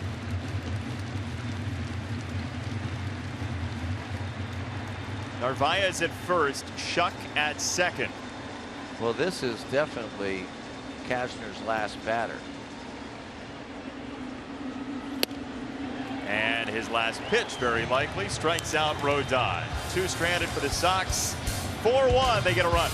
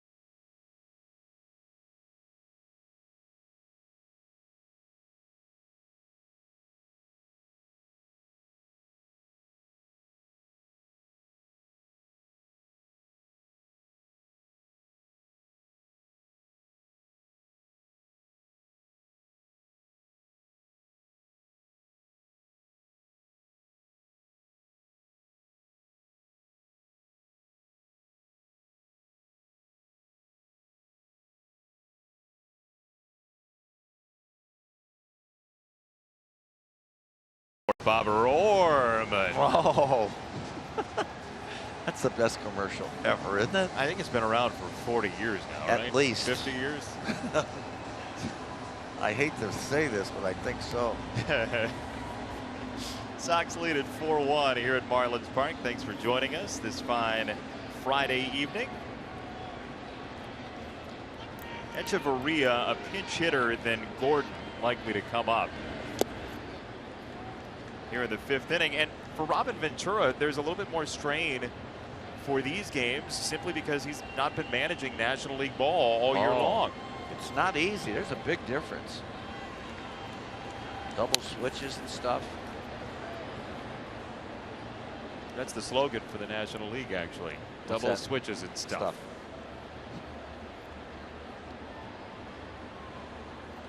Marlins have a 4-man bench. Mathis, Johnson, Dietrich, and Suzuki. Ichiro with his 3,000th hit a couple of days ago.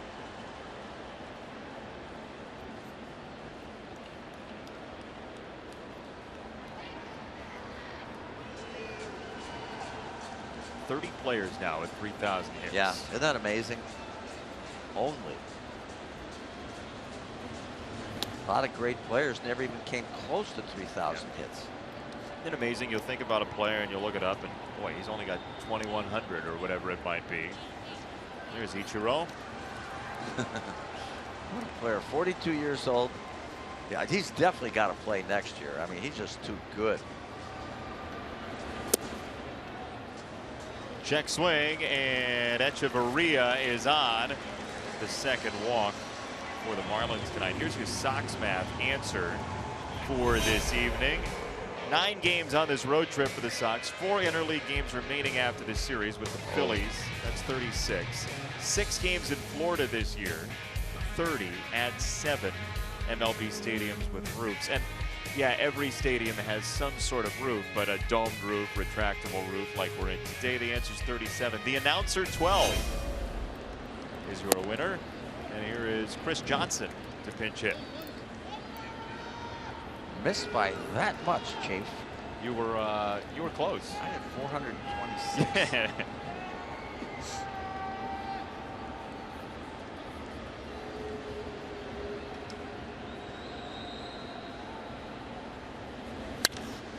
Johnson, center field. Shuck is on it for out number 1. Drive away in a new White Sox themed Mazda CX-3 and support Chicago White Sox charities. Buy your raffle ticket today at whitesox.com/SoxCar to purchase your raffle ticket. Thank you to our friends at CJ Wilson Mazda for their support of the Sox car raffle.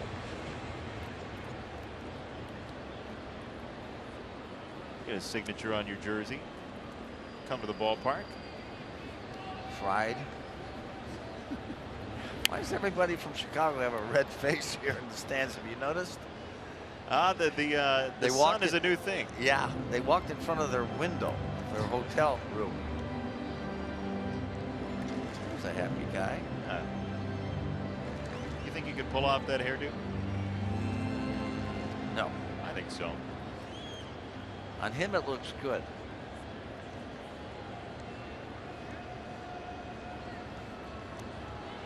Gordon's been on once. He singled in the first. Ooh, good pitch. That was a strike, according to Menard's pitch tracks.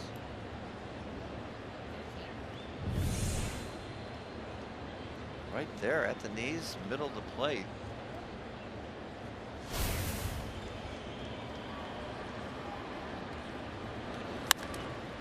Jerry Lane has had a very strong night at the plate, at least according to our pitch tracks. He's been right on the pitches that we've seen and where they've crossed. No, really, when the umpire doesn't become a part of the game, it means he's done a good job. Well, he's been busier with appeals at second base on Adam Eaton than anything. Yeah. Well, I'm glad Adam got that thing corrected. 2 appeals in Adam Eaton's first 2 trips on base tonight, both at second base. First one, he was right on top of the bag. There was no question that he hit second. Second time, it was challenged, and Eaton was called safe. 2-2 for Gordon.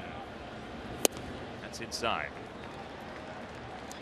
Well, Adam 3 for 3 in this ball game, will be leading off the top of the 6th. How often do you see it? You talk about somebody have 2 appeals at second base, and then he leads off the next inning. Every time that I know of.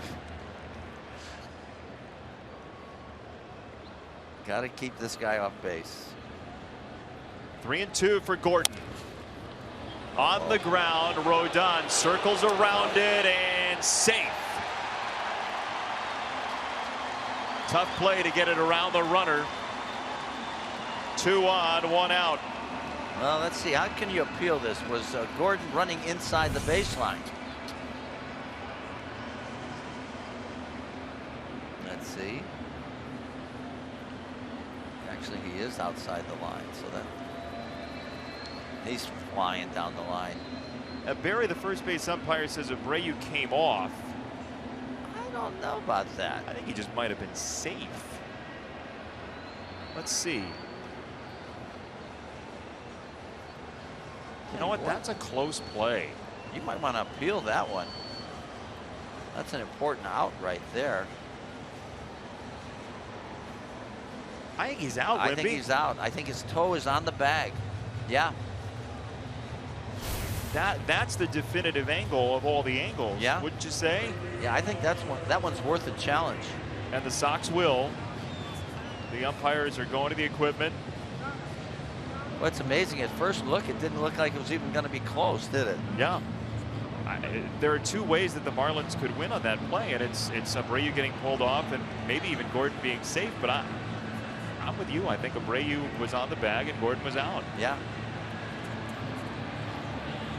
I don't know if the reason he was called safe would run into this thing. The fact that he said he was off the bag, but he wasn't.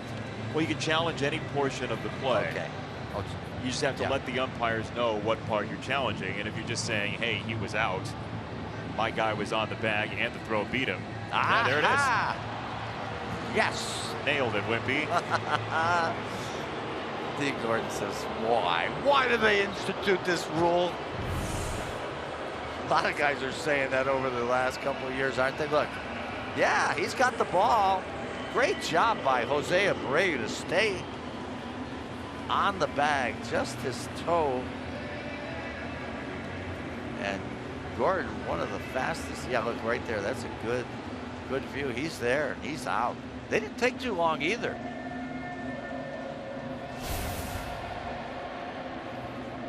You know, the one thing that replay helps with is when umpires, just by human reaction, get out of position or are moving when the ball's coming in. And that's a tough play for Barry at first. Prado takes the ball low. Watch the head of the umpire, Barry. The ball's coming toward him. He's trying to get out of the way of it. It's impossible to make a pristine, focused call when you're moving like that. That's a great. You're right. I did not see the way he was bailing on that one. But that's not even a criticism of him. He's a human, and he doesn't want to get a face ball. Yeah, they don't feel good.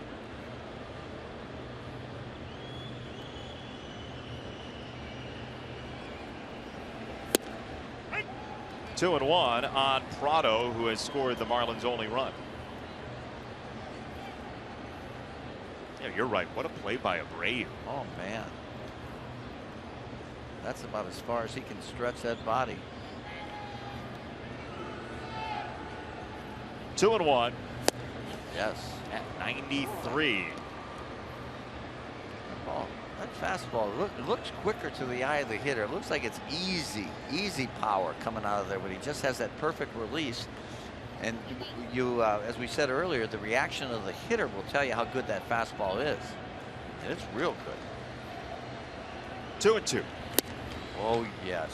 Very Ooh, close. That was nasty. And like you said earlier, Jason, that he is trying his arm side pitches of that fastball. They're staying on the outside corner. I'd like to see him come inside a little bit more, because that will definitely open up the outer half of the plate against right-handed hitters.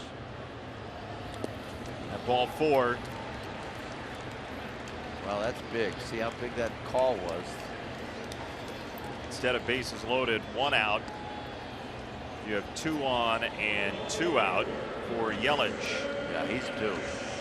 He's due to have a good at bat. Yeah, he was all bollocksed up his first 2 times to the plate.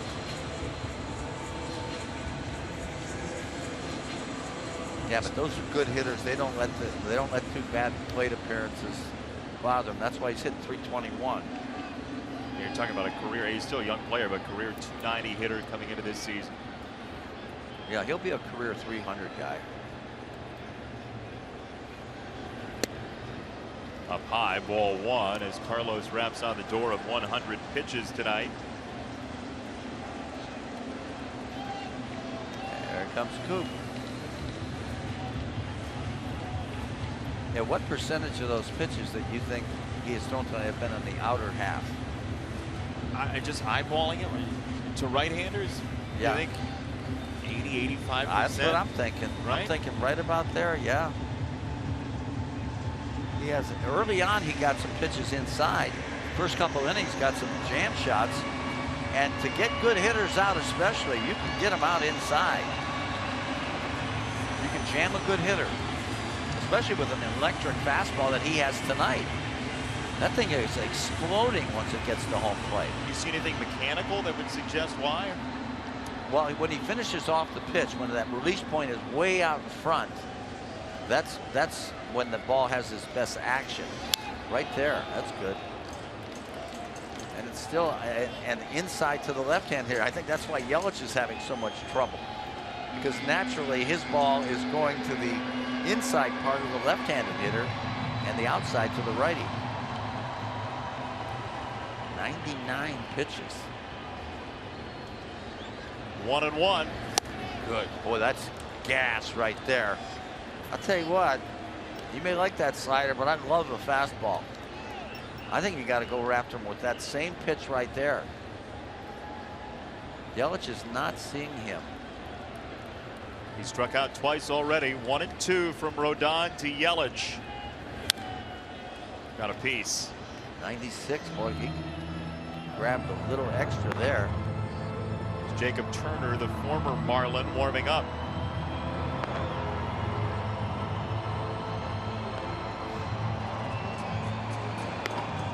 Bobby Thigpen in the background.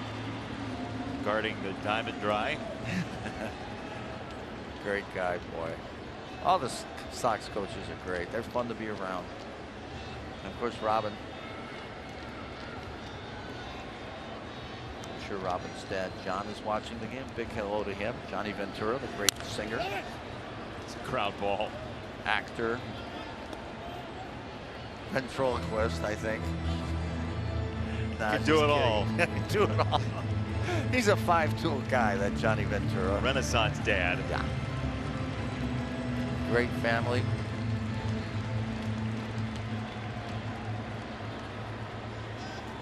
Fifth season for Robin. 1-2 for Yelich. Oh, yeah. Checked his swing, missed outside. Oh, late. He got him. Narvaez was deciding who to appeal to. He knew he had a strike somewhere, and he finally went to the bases for it. Rodon strikes out Yelich, yep, for the third time.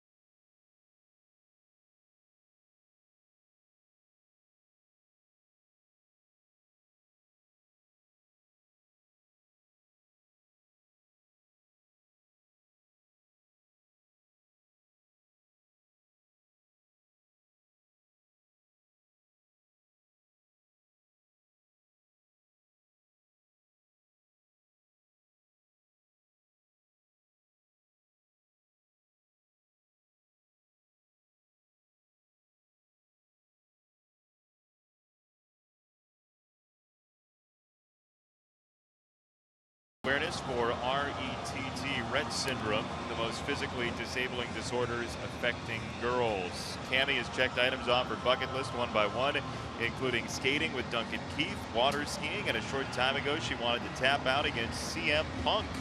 See how the matchup unfolded tomorrow night on Sportsnet Central following White Sox postgame live on CSN Chicago. The Marlins have gone into the bullpen for former starter, now reliever in the National League, Dustin McGowan. After 5 innings from Andrew Cashner, he allowed 4 runs, and Eaton gets a visit from Mr. Fastball. He's 3 for 3. That'll get his attention.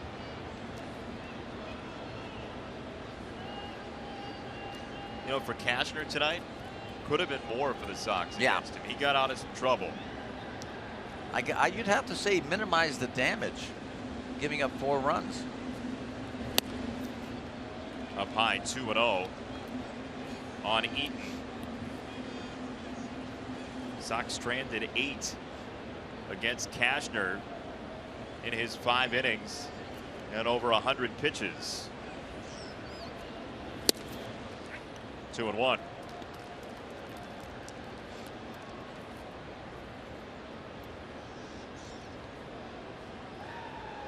McGowan was one of those guys early in his career that you'd hear about at the trade deadline with the Blue Jays. When he was a young right arm. Born in Savannah, Georgia, Dustin McGowan. Mostly fastball slider. Yeah. Yeah. That's what probably made him a reliever. The lack of a changeup. Get through. What a night. 4 for 4, Adam Eaton. 3 singles to right, 1 to center.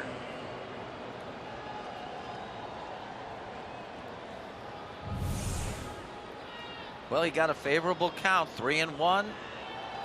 Well, you practice this too. 3-1, let it go. Hit it hard. He did. Boy, head behind the ball. That was a beautiful swing, but he got himself in that situation by taking some pitches that were not even borderline. So he got a great hitter's count. So now Saladino, who's had some chances and come through tonight, a double in the first, a run scored, a single in the second, an RBI attached to that, and a stolen base as well. And first pitch ball. Assuming that he'll throw a fastball here. Oh, no. Inside, 2-0. Well, that ball had some movement on it. Tyler did a good job getting his bat and body out of the way of that one. 2-0. Well, there's a number of things you can do now. You can keep the bunt on, which is okay. Oh, boy. Here comes the training staff. Don Mattingly in tow as well to look at McGowan. By the way, that's the 10th 4-hit night of Adam Eaton's career. He has yet to have a 5-hit game in his major league career. The last one coming this past June 13th against the Tigers in a 10-9 Sox win. He'll have another chance. Oh, at yeah. least one. Yep. Oh, yeah, at least one more. McGowan's all right. Carlos has thrown well enough, certainly, to get the win. Oh, yeah. Made big pitches, especially when Christian Yelich is up there. Well, here we go. You can either bunt, get that runner in scoring position for Melky, or you can put a hit and run on, or you can let him straight hit. So you're saying there are choices. A lot of choices. On Eaton's 4-hit game, by the way, that's a very good night. However, Brandon Crawford of the Giants. He's good. Just 4 days, real good. 4 days ago, he went 7 for 8. Yes, he did. I remember that. Yeah, in that's this ballpark. I'll tell you, there's a lot of hits out there. We were talking about this earlier. The outfielders have to play a little bit deeper so you can hit balls in front of them here that normally would be outs in a lot of ballparks. So you're getting fewer homers, but I think you're getting a lot more chances to get base hits here in Kansas City in particular.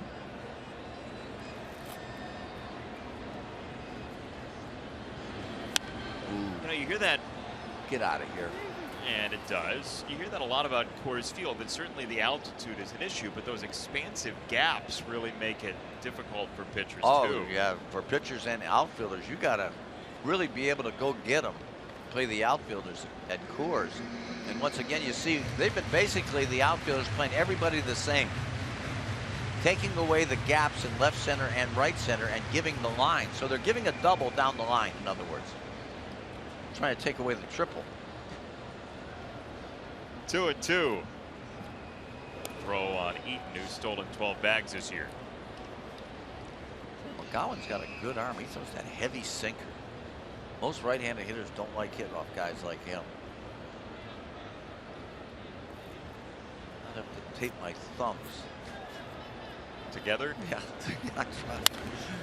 on the ground Or and foul. boxing gloves up there. No, he can get in there deep. That's why I don't understand why guys don't use that pitch more often. You know, if you like Britton from the Orioles, he throws that super sinker. My goodness, no one can hit it. Righty, lefty, I don't care who you are. Might be the best pitch in baseball right now. I think right now it is, yeah. I think he's the leading candidate for Cy Young.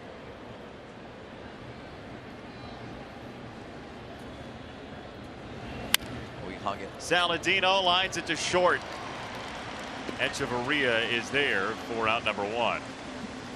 What about all this stuff that you said Britton is a possible Cy Young? People will say, well, he's a reliever. You can't give a reliever the Cy Young award. It's not. Yeah. When was the last time he gave up a hit or a run? Never. Last earned run was April 29th. Yeah, you said that. Yeah, that's hard. That's value, and that has kept Baltimore in first place for most of the time in that AL East, where they really don't have that good of starting pitching or other guys coming out of the bullpen. That guy's certainly, he'd be a candidate for MVP as well. It's happened before. Melky takes ball number 1.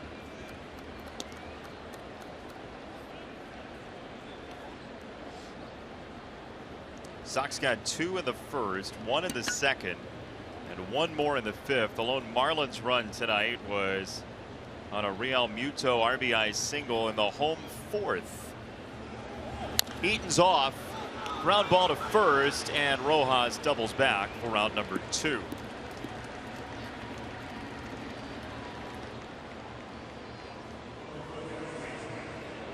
Here's Jose Abreu. Now's a good time for that home run.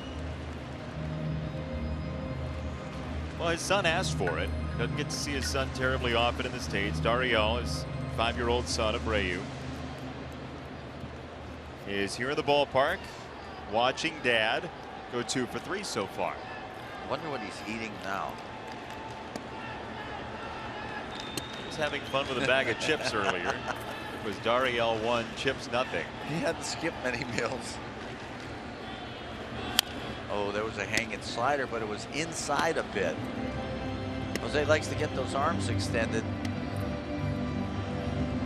It's one of those pitches where you jam yourself. His son looks like he's going to be an athlete. Looks like he's going to be a possible baseball player. Yeah, looks like Poppy. 1 strike on Abreu. Up and out from McGowan.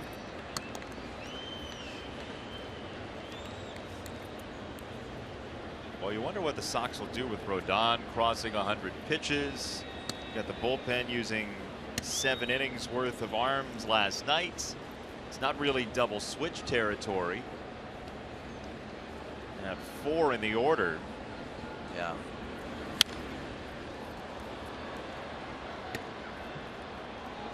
I'm sure he's going out there for the 6th inning. It's because his stuff is still good. You can still tell by the reaction of the Marlins hitters that his stuff is still real good. Until that changes, I think he's out there. And they need the innings too.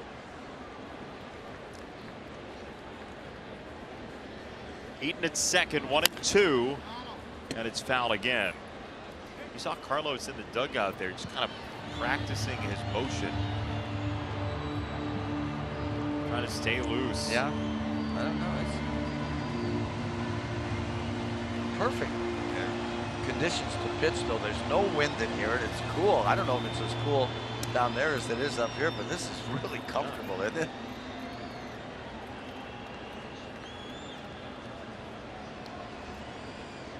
One and two.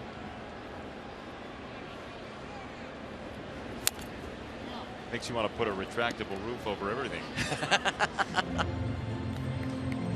That's true. They cost a little bit, though, don't they? You think it's a little pricey to a little pricey. do in bulk? Well, you really needed it here, even though we were in Florida, the Sunshine State, right? But I mean, you'd never take batting practice. You get a rain delay every night. I mean, that's just brutal. You had to have it here. First pitch time, 9:12 p.m. Thank you. Get used to that. Tampa Bay, a dome. In the dirt, and McGowan strikes out Abreu to retire the side. 5.5 deep in Miami. 72 and sunny. 4-1 Sox.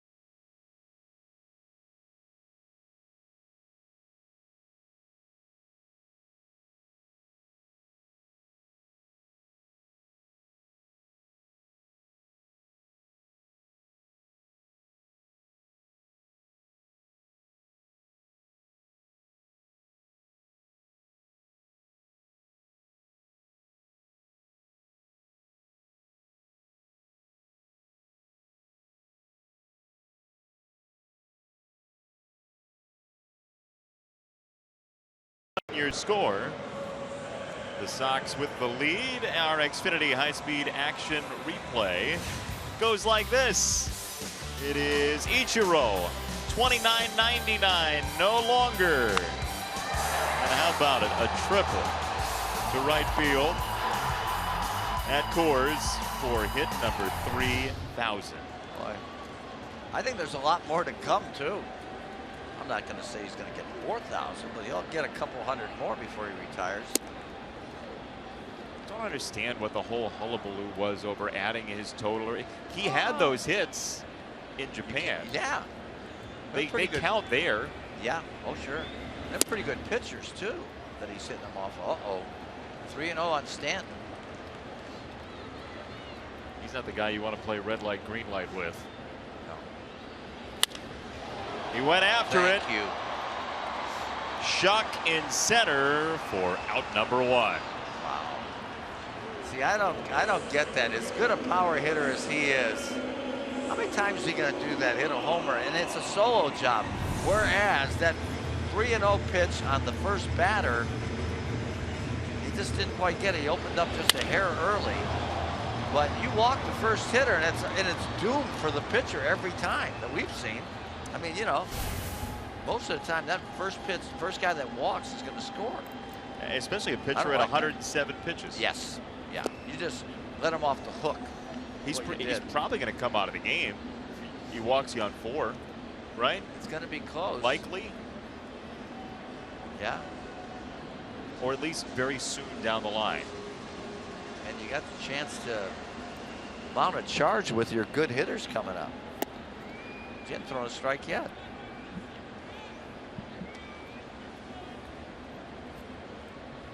Ozuna walked in the 4th and flied out in the 2nd. Had a foul ball, 1-2 on Marcell Ozuna. Still got that fastball. when he wants it at 95 plus.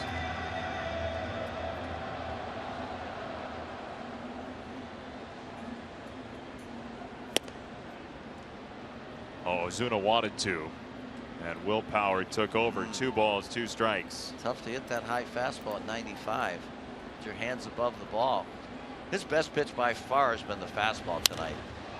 Hung a slider that time. Ozuna drives it, but not far enough. 2 down.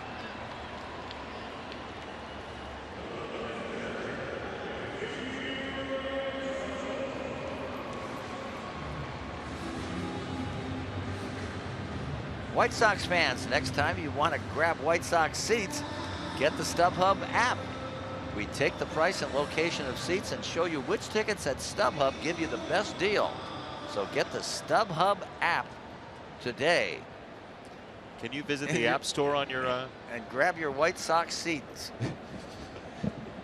Ladies and gentlemen, your once-a-night reminder to grab your seat. Strike 1 to Real Muto.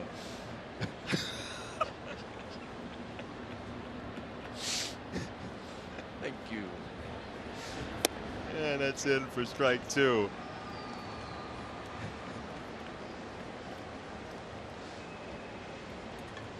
You know, I thought it was fun watching you on TV when I was growing up in Chicago. Thanks. It's even more fun to be in the booth. You're just saying that because it's true. 2 strikes on Real Muto. Carlos, heavy fastball tonight, 70%.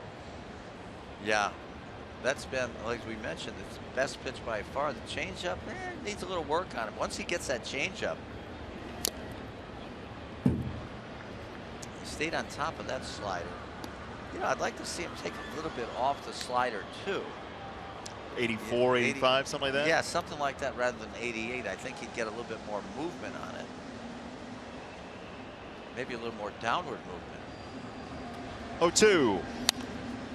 The fastball at 96. Yeah, he threw that bad boy right by him. It's a career high in pitches for Carlos Rodon at 117. Well, I would think this would be his last inning. 0-2. Another foul ball. 97. The fish pen has Nick Whitgren, the right-hander, getting loose.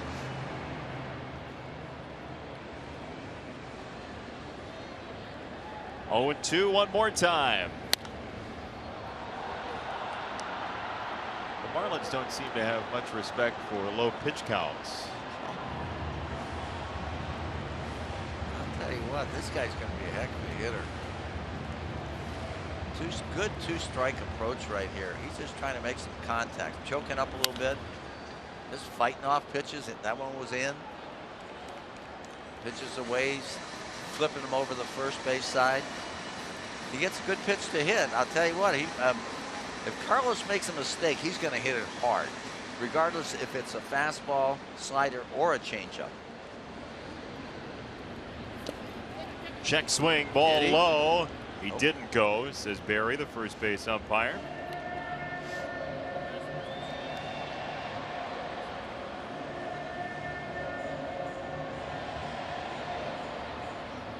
I got to throw that good fastball right here. Grab a little extra for your last pitch of the night.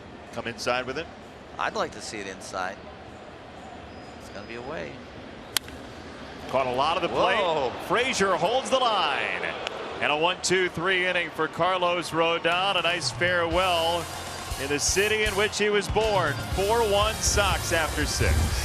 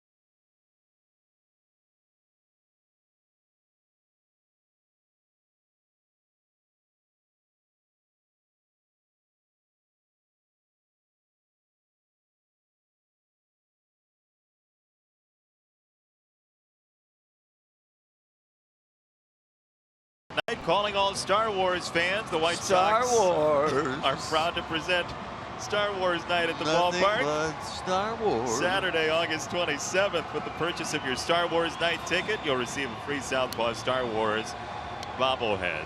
The theme from Star Maybe Wars. Bill Murray will make an appearance. Oh, how about that? Carlos and Coop talking over a nice 6-inning performance. Gutty performance. I'll tell you what, he was bringing it. That fastball, he was proud of it tonight. Made some great pitches, and he's got a chance to win his 3rd ball game of the year. He deserves it. Sox will see a new pitcher for Miami. It's Nick Whitgren, the right-hander. 38 innings, 32 hits, and 34 strikeouts. That's a pretty good number out of the bullpen. Yeah, for the 7 Fish. walks. No, he gives him a chance. Whitgren does. Not an everyday household name, but he's done well. That earned run average just over 3. And you keep those walks down, you really give yourself a chance, because your team has a chance to make defensive plays behind you. He'll face Frazier first. Right-hander out of the Midwest. Whitgren went to Purdue out of McCutcheon High School in Lafayette, Indiana.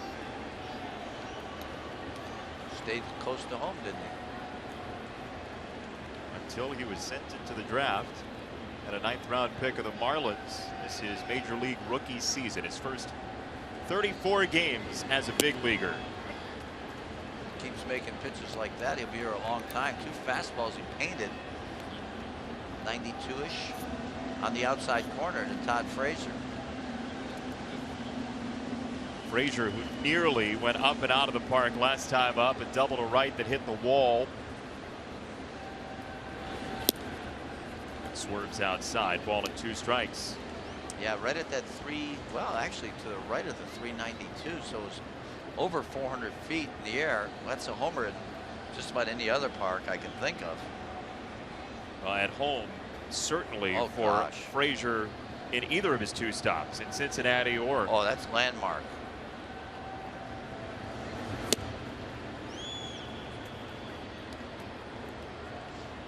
Yeah, this ballpark right here in Kansas City, they're made for line drive and ground ball hitters. Fast infields. So.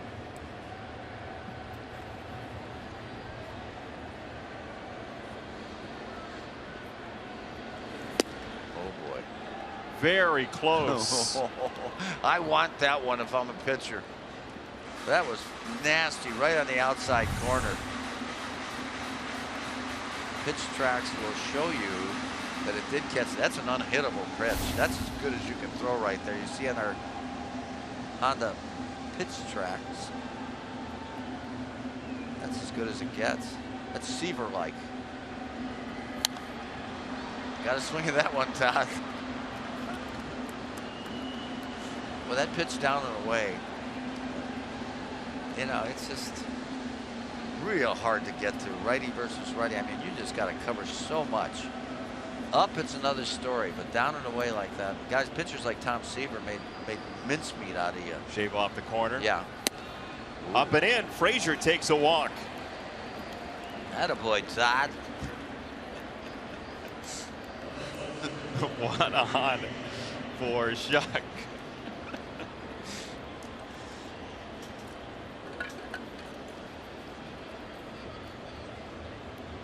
You often leave tickets for the Lubner family.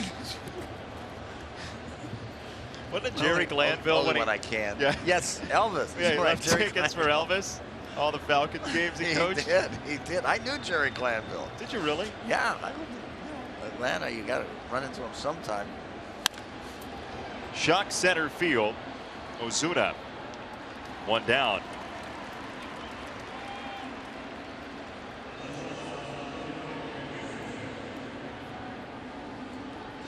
This Marlins team, you don't want to say it came out of nowhere, but these young players have really burst onto the scene the last couple of years. Somebody did their homework here. You know, you drafted Christian Yelich. You don't know he's going to be a star player, 300 hitter in the big leagues. And of course, Stanton with that unbelievable power. Great move to get Prado from the Braves. He's been a fixture on this team, a 300 hitter.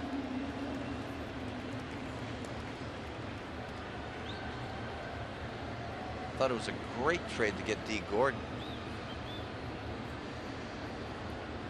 Yeah, so there's been some maneuvers too, as well as some great drafting. You're talking about Prado. He really fills a gap for them. Veteran leader, contact hitter. And he is a great guy. I knew Martin when he was with the Braves, and no one ever said anything negative about him. Great team guy, plays hard every game, and is a great influence on everyone on the team. Read somewhere that Chipper Jones said he was the best teammate he ever had. That might be. That might be. They rave about him. And all the guys were really disappointed when they traded him. Yeah, that was not a good move. Wow. Fastball right down the middle, 1-2. Anderson a sac fly last time. That was in the 5th. Scoring Frazier, who tested Stanton and scored the Sox 4th run. There's Todd at first with a leadoff walk.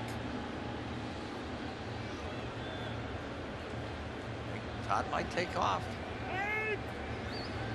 Oops. Time was called, and there's extra helium in the ball tonight. Hey, you want to just finish the don't throw it. Don't do anything different. Oh boy, he called it. And man, that was a late call right there. It's one of the later ones you're ever going to see. Jeez, I'm surprised he got it. When you get in there, especially with 2 strikes, you better be ready to hit. Anyway, Todd is 8 for 10 on pilfering bases. Don't see a lot of pitchers on 2 strikes come after Anderson with fastballs. He gets a lot of sliders in this situation, and Wittgren has gone right after him. Yeah. Yeah. I would have to see if he can hit this breaking ball here, especially with a pitcher's count. Right up the middle, base hit for Anderson. Well, that was a slider, but that was a bad slider. A lot of guys are going to hit that, but good job by Timmy waiting back. He got a mistake and he made the most of it. This is a hanger. That's a spiral. You see that coming right out of his hand.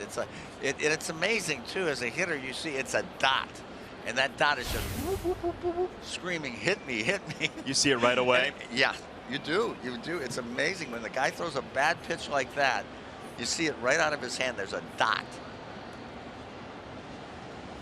So Nieves, the pitching coach, out to talk to Wittgren. Not that Stoney ever threw one of those. Of course. Oh no. Or Ed Farmer. There's Mike Dunn warming up again. Mike Dunn's been around a long time. Former Brave as well. Yeah, yeah. Not that he's no longer Brave. No, he's a good, solid guy. But I think he came over in that same trade, didn't he? I believe so. That was in the UGLA thing, I believe.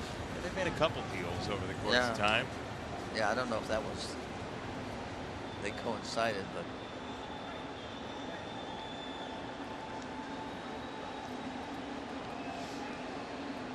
Well, Omar's got a chance to do some damage here. 1st and 2nd, 1 out. Yeah, it was back in November of 2010. Omar, Infante, and Dunn for Dan Uggla. Omar Infante, okay. And Dunn. Who started the year this year with the Royals. Right. And Uggla is retired.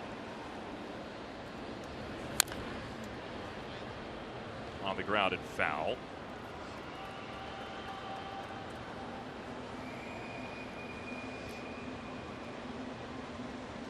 Yeah, rebuilding mode for the Braves at this point. Yeah. Yep. 25 back opening play today. Whew. New stadium going up Next year. Yeah. They made a lot. They got a lot of young guys now in the farm system. Now, if they're good enough to play in the big leagues, is another story.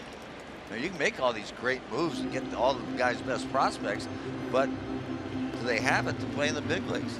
especially for a long period of time. Yeah, yeah. I've always thought that good ones come quick. The great ones come quick. I mean, you don't wait around like the Yelich guy and stand. They don't stay a whole lot, spend a whole lot of time in the minor leagues. The Bob Horners and the Dave Winfields of the world. They're good to start with. What did John Olerud too? Didn't he come straight up? I believe he was, yeah, with Toronto. John Olerud was a great hitter. Great line drive hitter. Remember him chasing Washington 400. State, yeah. Get through there. It does. Base hit for Narvaez. He's been on 4 times. Throw to the plate on Frazier. Out. No. Todd says challenge this. I'll tell you, Stanton, he's got a right fielder's arm. There's no doubt about it. This was a more solid throw. It was not up the line. Omar Narvaez, nice job of hitting, finds that hole, and here comes Stanton. Boy, all his momentum is coming. That's perfect form. All the way in the air, and couldn't tell by that, could you? Let's see. Better angle. Ooh.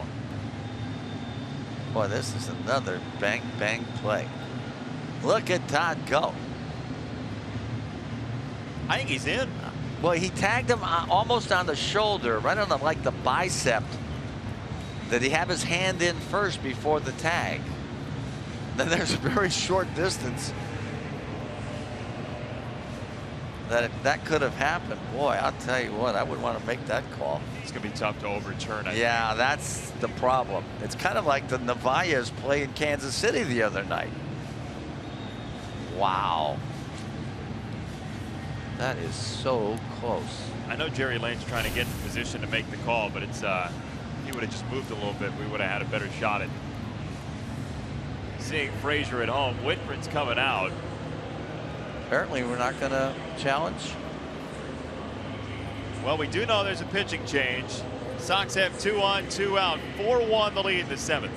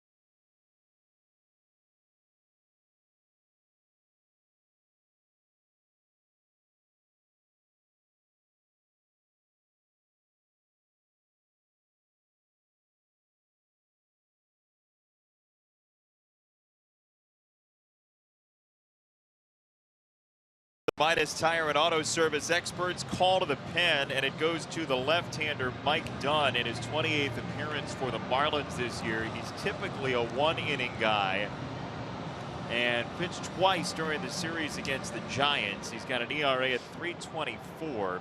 We've been looking at the play at the plate. Frazier thrown out by Stanton, and it's very difficult to tell if there's anything that would suggest you could overturn the call. So no review, and Justin Morneau pitch hitting in the 9 spot to take ball number 1. Here's one more look. You make the decision. The overhead cam.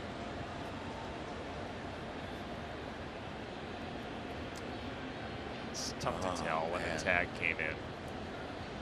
Boy, there are so many bang bang plays.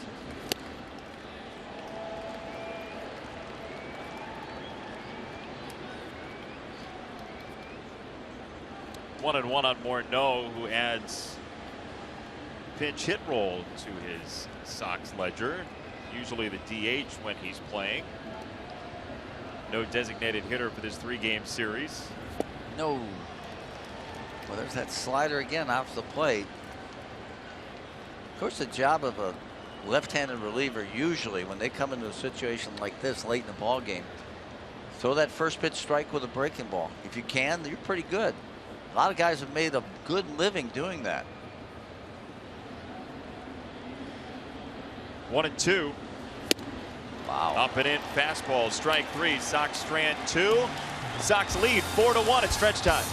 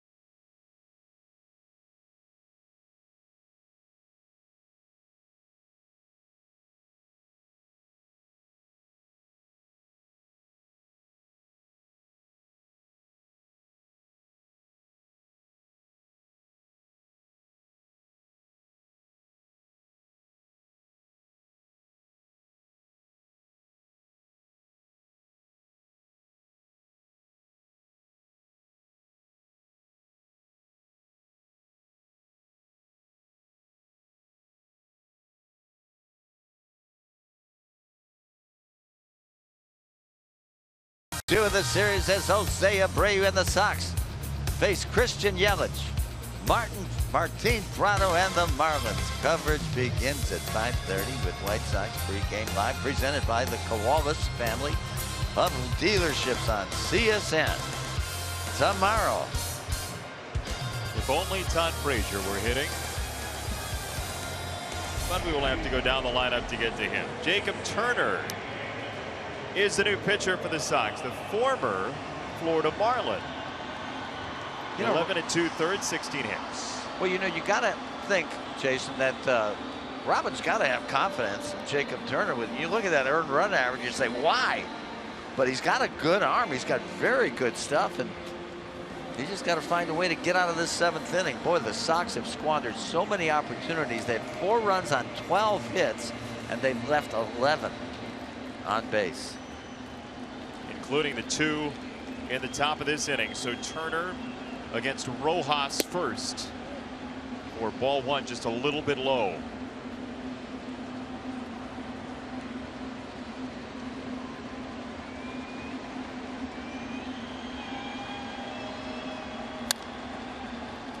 Fouled away by Turner. 1 ball and 1 strike. Jacob Turner, former starter, came up through the Tigers system through a couple of nights ago in that 14-inning game.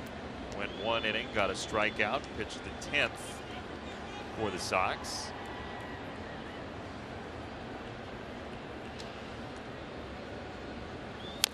Oh, good movement on that one. 95-mile-an-hour sinker. That's why he's in there, right there.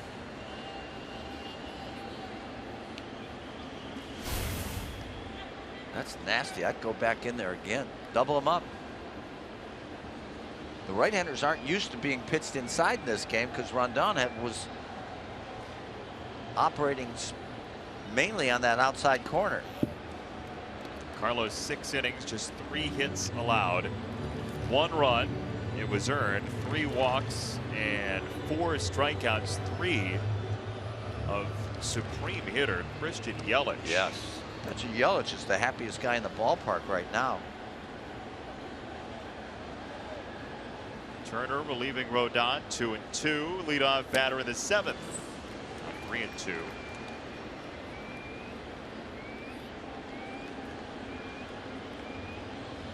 Jacob Turner, 27 starts with the Marlins in 2012 and 2013, then started and relieved in 2014. Oh, This one fells Rojas. the old Schinberger. That's when a guy's got a good movement, good sinker. When you see a hitter do that. Boring in on him. Where's it get him? On the foot. Never hits you where it's coming. No, it never where you're covered. Look at that late movement too. Oh, I got him twice. Yeah. Oops.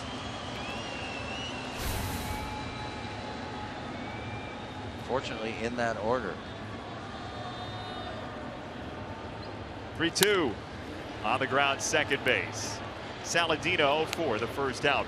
Whew, big out right there. I'll tell you, Rojas has had some good at bats. I like that guy. You know where you can watch him? Where? Live on the MLB.com at Bat app, where you can follow White Sox baseball, stay up to the moment at any moment with Game Day, live game video highlights, StatCast, news, and more. More information, visit MLB.com. How many times have you been to the App Store? Never. Come on. And I never will. Because I don't know what that means. It's good rationale. Ball one to Echeverria, who walked to the fifth. I plead insanity. Your Honor? Yeah. There he is. Ichiro getting loose, 3,002 hits to his name in Major League Baseball. He's still fun to watch. All the way around, too. He can still run, not quite as fast as he used to. Still plays the daylights out of any outfield position. He's got a great throwing arm. We've had him in center sometime this year. Yeah. Don't walk him, Jacob.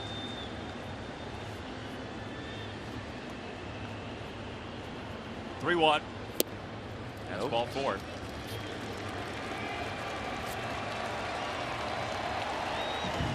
One on, one out, and Ichiro's coming up. And you know what that does too, Jason? It looks like there's two leadoff hitters coming up. The great Ichiro followed by Dee Gordon, who led the major leagues in hits last year. So this is a tough situation.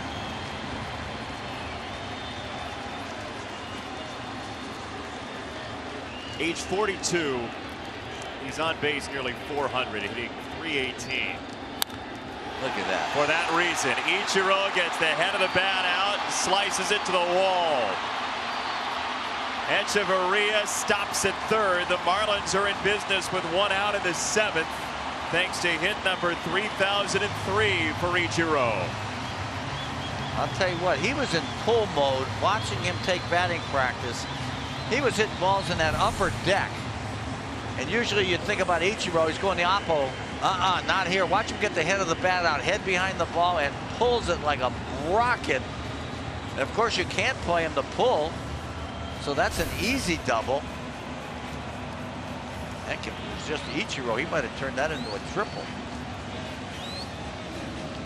Here comes Robin. Out goes Turner. Echeverria at third. Ichiro at second. Former Marlin for former Marlin Dan Jennings called upon.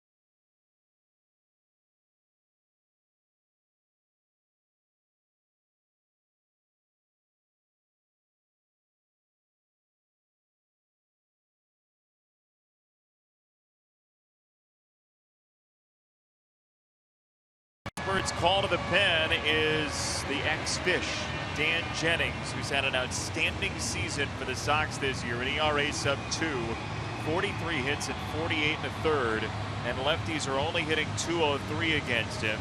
That's who he'll face first, with D. Gordon, the left-hander, then Prado, the right-hander.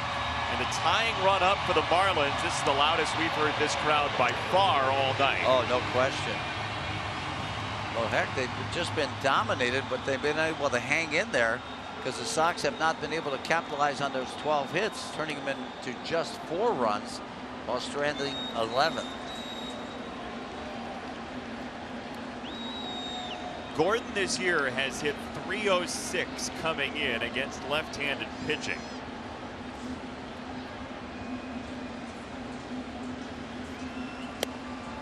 He shows bunt and pulls it back. You know, I was out earlier today, and Gordon must have bunted for 20 minutes off the pitching machine, a fast pitching machine, throwing between 85 and 90 miles an hour. He is one of the great bunters in the game today. Working on that drag bunt is what he was doing down the third baseline. His dad was called Flash because of his arm. Right.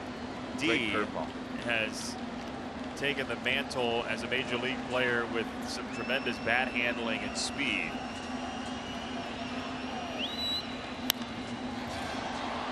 In the air, center field, and Shuck. Echeverria tags from third, and he hustles home. The Marlins have another run. The Sox trade the out for the run. It's 4-2.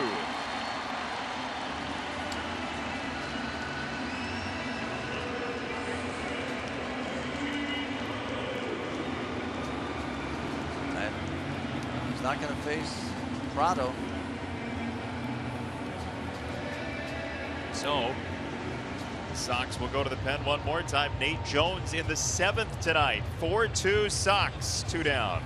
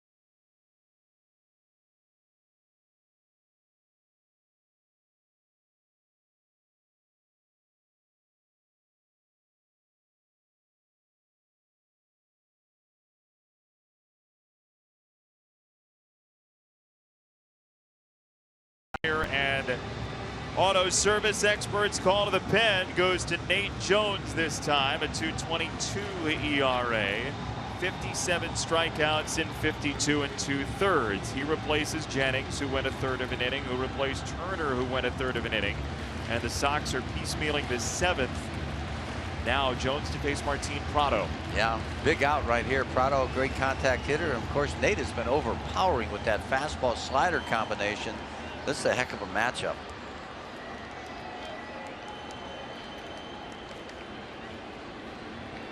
Prado 1 for 2, a run scored. Slider, strike 1. Right down the middle. Don't throw that one again. Save that for another day. Yeah. Well, first pitch, he takes a look at it. You throw that later on in the count after he's seen it. Oops. Bounces away. Ichiro to third.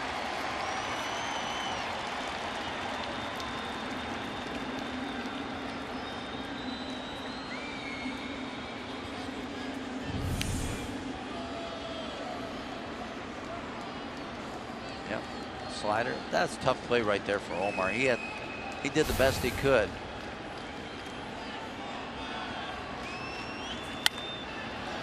Shortstop, Anderson. Marlins only get one. Nate Jones shuts her down. 4-2. Sox with the lead after 7.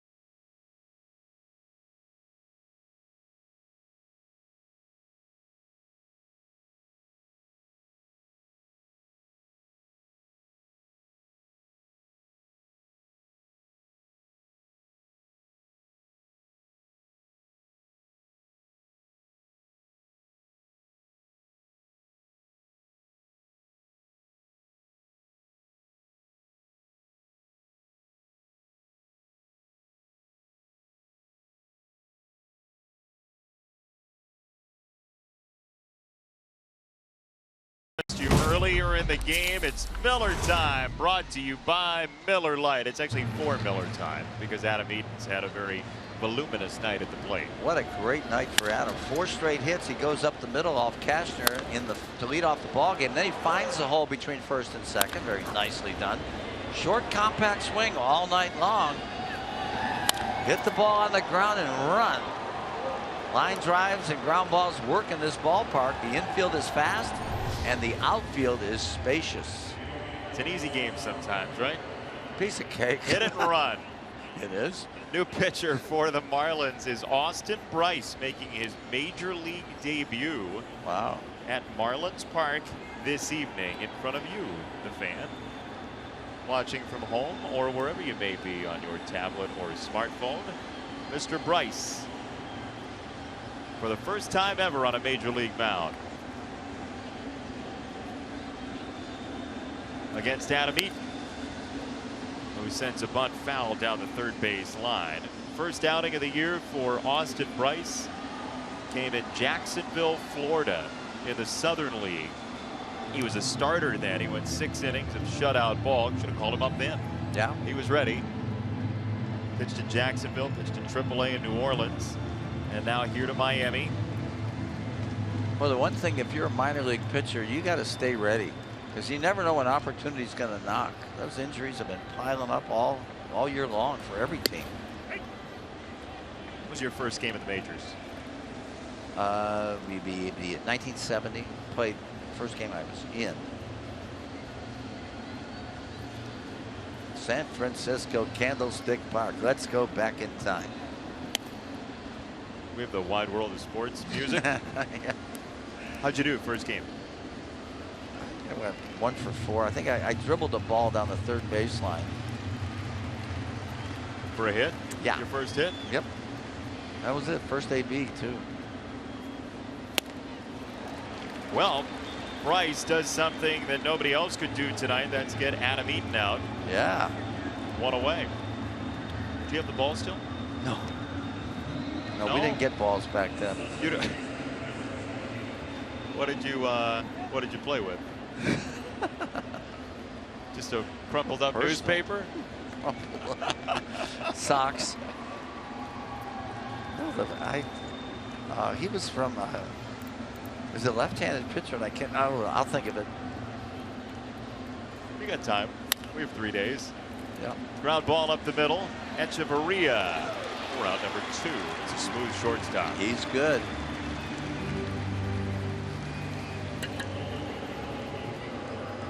Saladino 2 for 5.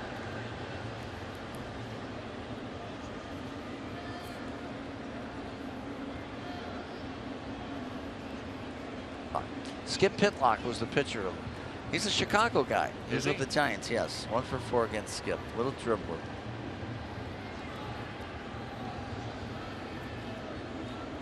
Many more after that. Hundreds more. You were a 282 hitter. You're more than a couple hundred. Tens of hits more to come.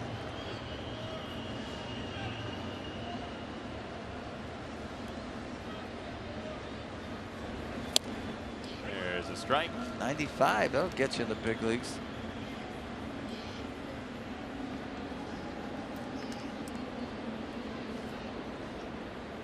The total was 1,162, by the way. Your hit total. Oh. Can't believe I'm not in that Cooperstown thing, whatever it is.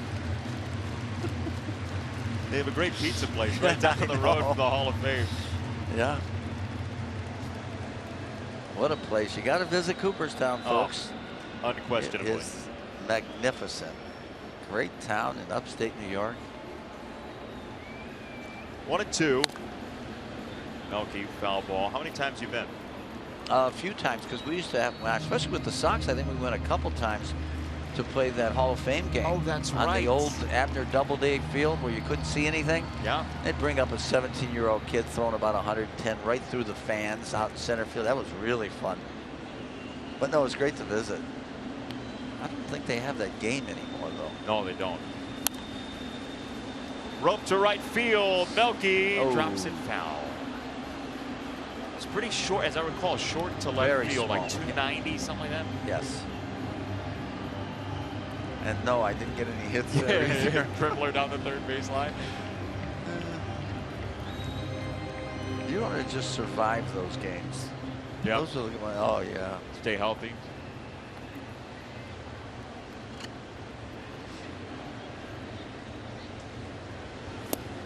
Strike 3. Man. It's a debut right there for Mr. Bryce. 1-2-3 debut. Marlins trailing by 2 to the Sox.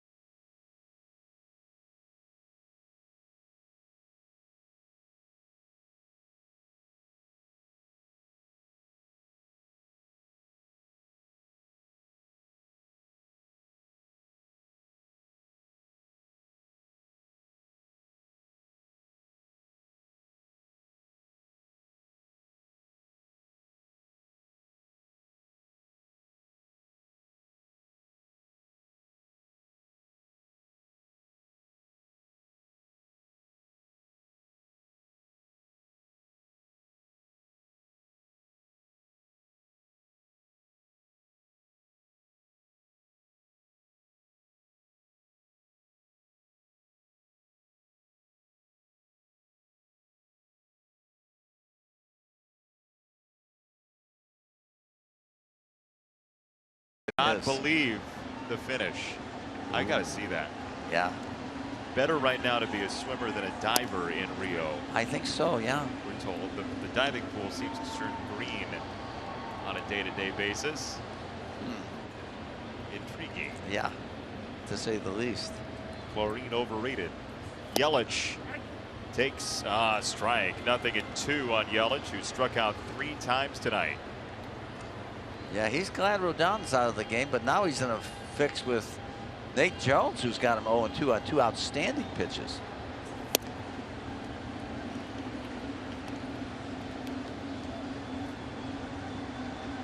Here's what Nate does. 63% fastball, 34% slider. Very infrequent use of the curveball and change. 2-pitch pitcher being, oh my. That's nasty. Woo, that's a slider down out of that. Christian Yelich can't even believe this night. I know he hasn't done this before. And yes, I have struck out 4 times in a game. Well, I know it's going to be your next question. Come on. This is the first time Yelich has done that. Is it? This year. Yeah. Wow, he had some tough pitches. And he swung at some bad ones too. So, you know, that kind of combines itself. One night in Philadelphia. Lefty, Steve Carlton, 12 straight sliders. I swung at every one of them. Is that right? Well, That's all I'm figured he going would to do. tell you. That's all I'm going to tell you. Only the second time in his career, Yelich has struck out 4 times. That's how rare this is.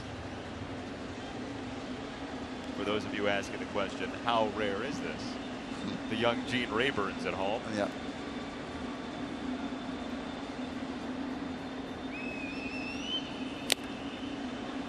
Stanton does not get cheated. No, he doesn't. He's just flying open a little bit. There's David Robertson warming in the Sox pen. Hoping to get a chance to save one in the 9th.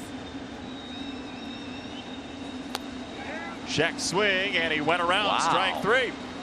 Boy, it's tough to pick up that slider by Nate. Obviously, by striking out 2 pretty good hitters there. It's been lethal so far tonight. Yeah. 2 out. Time for our White Sox upcoming schedule, brought to you by PNC Bank. 2 more with the Marlins, 6:10 Central Time and 12:10 on WGN on Sunday, and then at the Indians for 3. First place Tribe. What do you say the Sox just win the rest of them? Sure. I'll tell you what, they could just as easily have won every game in this road trip so far. Could have swept the Royals. A couple of bad breaks. And one really tough starting pitcher last night. Oh, yeah. But Danny still was Duffy. hanging in there. They had a shot at winning. They had the lead.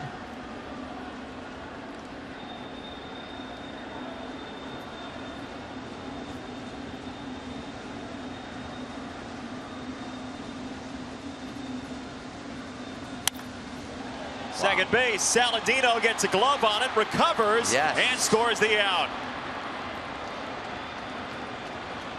Nifty play by Saladino and a 1-2-3-8 for Nate Jones. Sox protecting a 4-2 lead thanks to Tyler Saladino.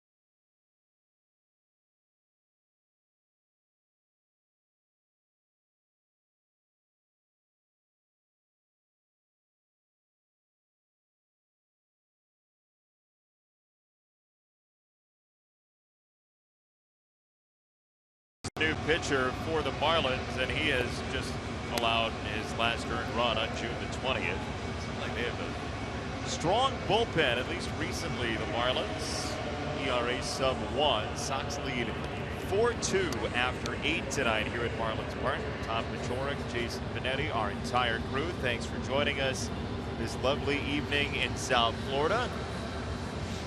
Sox have had a lot of chances. You've talked about it. A lot of chances to put this out of reach. And Robin Ventura said that before too. If you end up in a 1-2 run game, it's going to tax the bullpen a little bit more. Yeah, anything can happen. Yeah, those stressful innings are tough on the pen. They're tough on starters too. Well, you have that nice, easy. If you have the bigger lead, everything seems to go a lot smoother. But try to add on here a little bit against a tough pitcher. Ellington. Whoa. Up and in, and a foul ball at 98. Man, that might have hit the knob of his bat right there.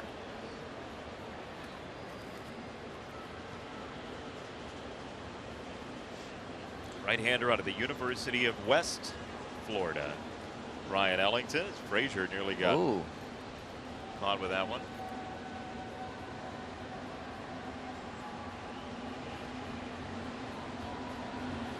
That's a oh boy, now he's coming after us. He almost got Todd. Now he's coming after the booth. We didn't say anything.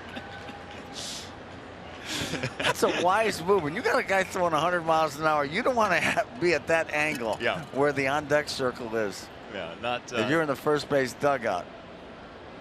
Wise move, Todd. 0-2. Yeah, there's strike 3. Everyone's safe for the time being. Yeah. And there is.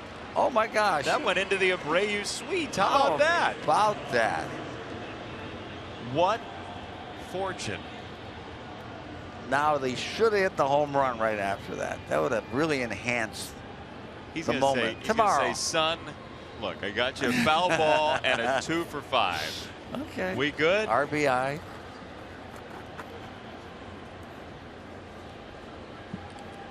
Dive it up, Todd.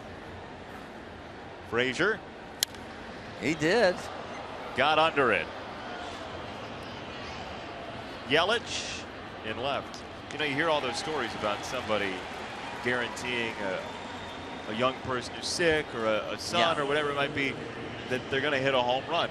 How many times does it not come to fruition? It seems like it's like a 1-to-1 ratio. You promise somebody and it happens. Well, I don't know if it's 1-to-1.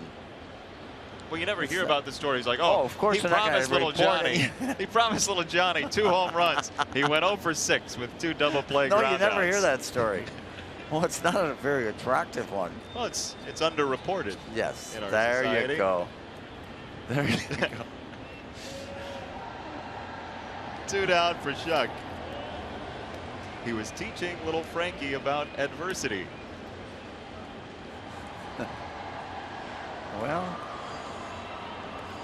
it's not easy calling an hitting a home run, I'll tell you that. Bambino, maybe. Yeah. The legends. Better off saying, I'll try and hit you a home run today. Get in there. Left center field. Yelich for round number 3. Sox need 3 outs. 4-2 the lead in the series opener in South Florida.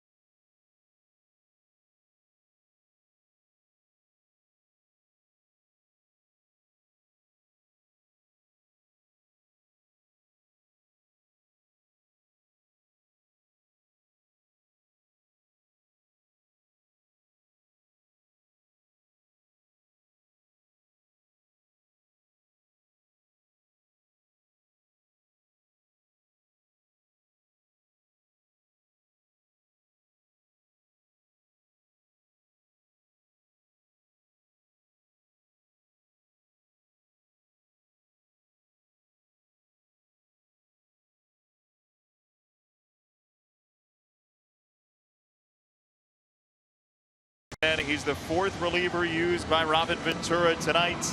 A 4.18 ERA for Robbie.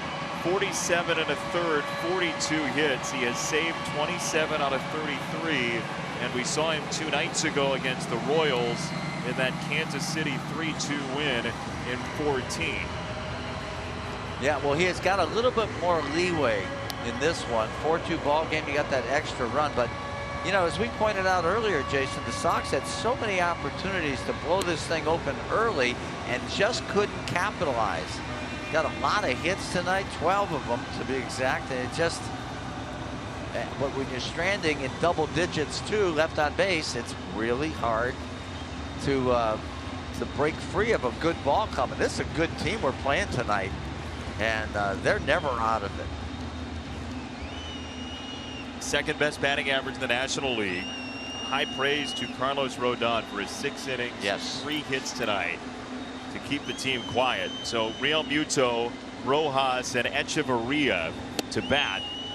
And there's ball 1. Close pitch, didn't get it.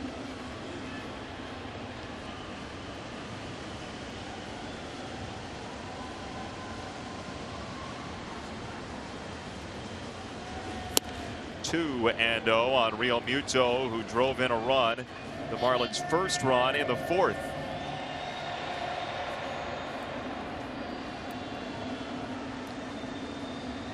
Great hitters count. See if he's swinging. He's not. Taking all the way. Well,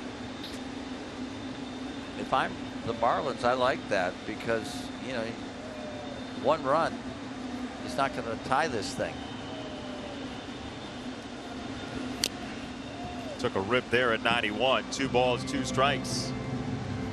That ball had a little bit of life on it. It had to because Real Muto, who's had some great swings tonight, just was underneath that, and that was center cut.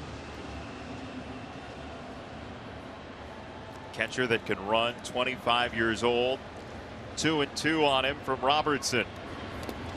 Checked his swing and it got away, and good news for the Sox that he didn't swing. Yeah, that was a curveball right there.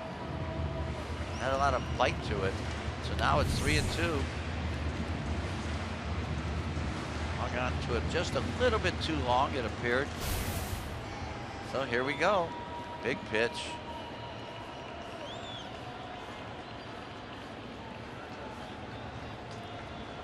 Payoff. Yes, He sir. got him.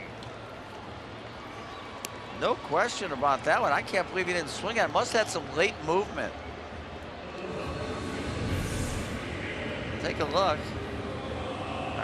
On the pitch strike. Yeah, had the outer third covered. Well, he flinched a little bit, so David must have had some good movement on that cut fastball. Good job. Huge Big first out. Yeah. Woo! Here's a guy who's really had some good at bats throughout that 247 batting average. This guy's been battling up there. Some good run on that fastball too. Yeah. Well, hopefully this is a breakout game for David Roberts.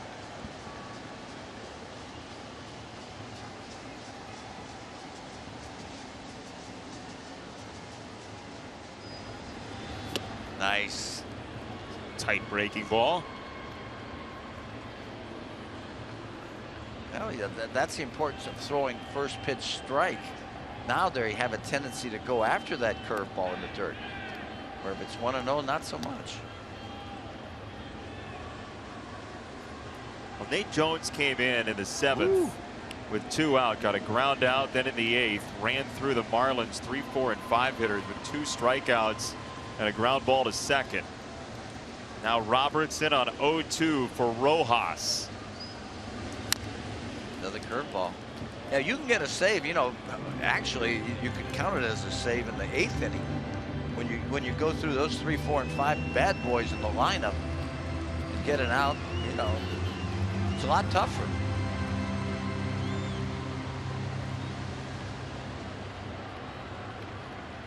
Two strikes. Robertson to Rojas.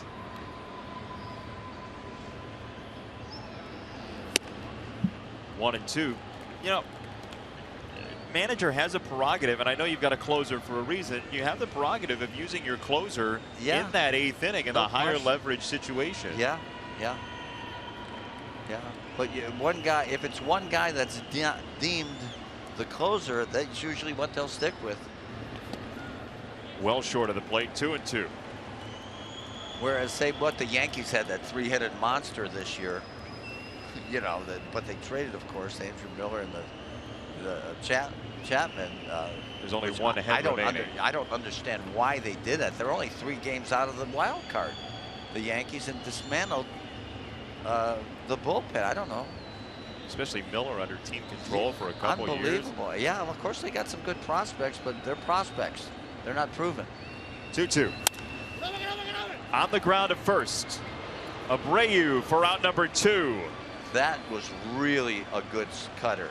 That's what made David Robertson the closer, is that pitch right there, the one that runs down and away from a right-handed hitter, where he gets a weak ground ball off the end of the bat. Watch that movement. See it?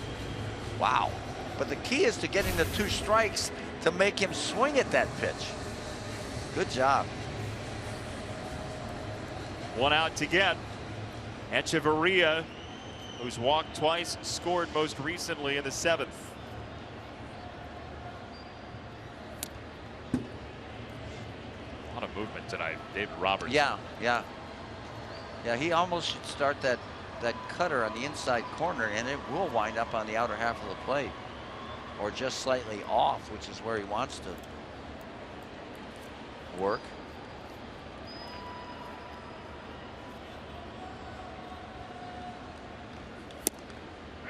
In there, strike 1. He was taken. You know, the thing about the Marlins, too, every one of these guys is right on top of the plate, too. That's the influence of Barry Bonds. You got a much better chance of handling everything from close up, and I think one of the reasons why their batting average is so high as a team, you got to make good pitches on these guys. In an era when you do see quite a few hitters off the plate. Oh my goodness. How about with open stances with their heads moving 2 feet? You didn't see that in Barry Bonds. He probably is not real happy with what's happened so far. Only 4 hits by his guys, but the Sox have pitched very well. Trying to cinch it up for Carlos Rodon, who went 6 innings of 1-run ball. 1-2. And strike 3. Throw to first. Sox win. Game 1 in Miami. What a pitching performance. Great job all around. I'll tell you what, how about this, Jason? You only gave up 2 runs on 4 hits, and there was just really good pitching throughout. Take your hat off to everybody that showed up on the mound tonight. Rodon was very good against a great lineup. 6 quality innings, and then it's nice to see David Robertson get back on the save trail, but let's give credit to Nate Jones too for a great 4-out performance. And the good news for the offense here tonight is, yeah, you stranded a bunch when you got runners on and you had chances. How about getting in at 4 o'clock in the morning? Who needs sleep anyway? These guys had an off day. It's overrated. There you go. 4 a.m. arrivals every day. See you tomorrow, right? We'll be here. For our director, Jim Angio, producer Mark Brady, associate producer Dave Ross, tech manager Mark Harper, the executive producer Jim Corno Jr. For Tom Paciorek, Jason Benetti saying so long from Miami.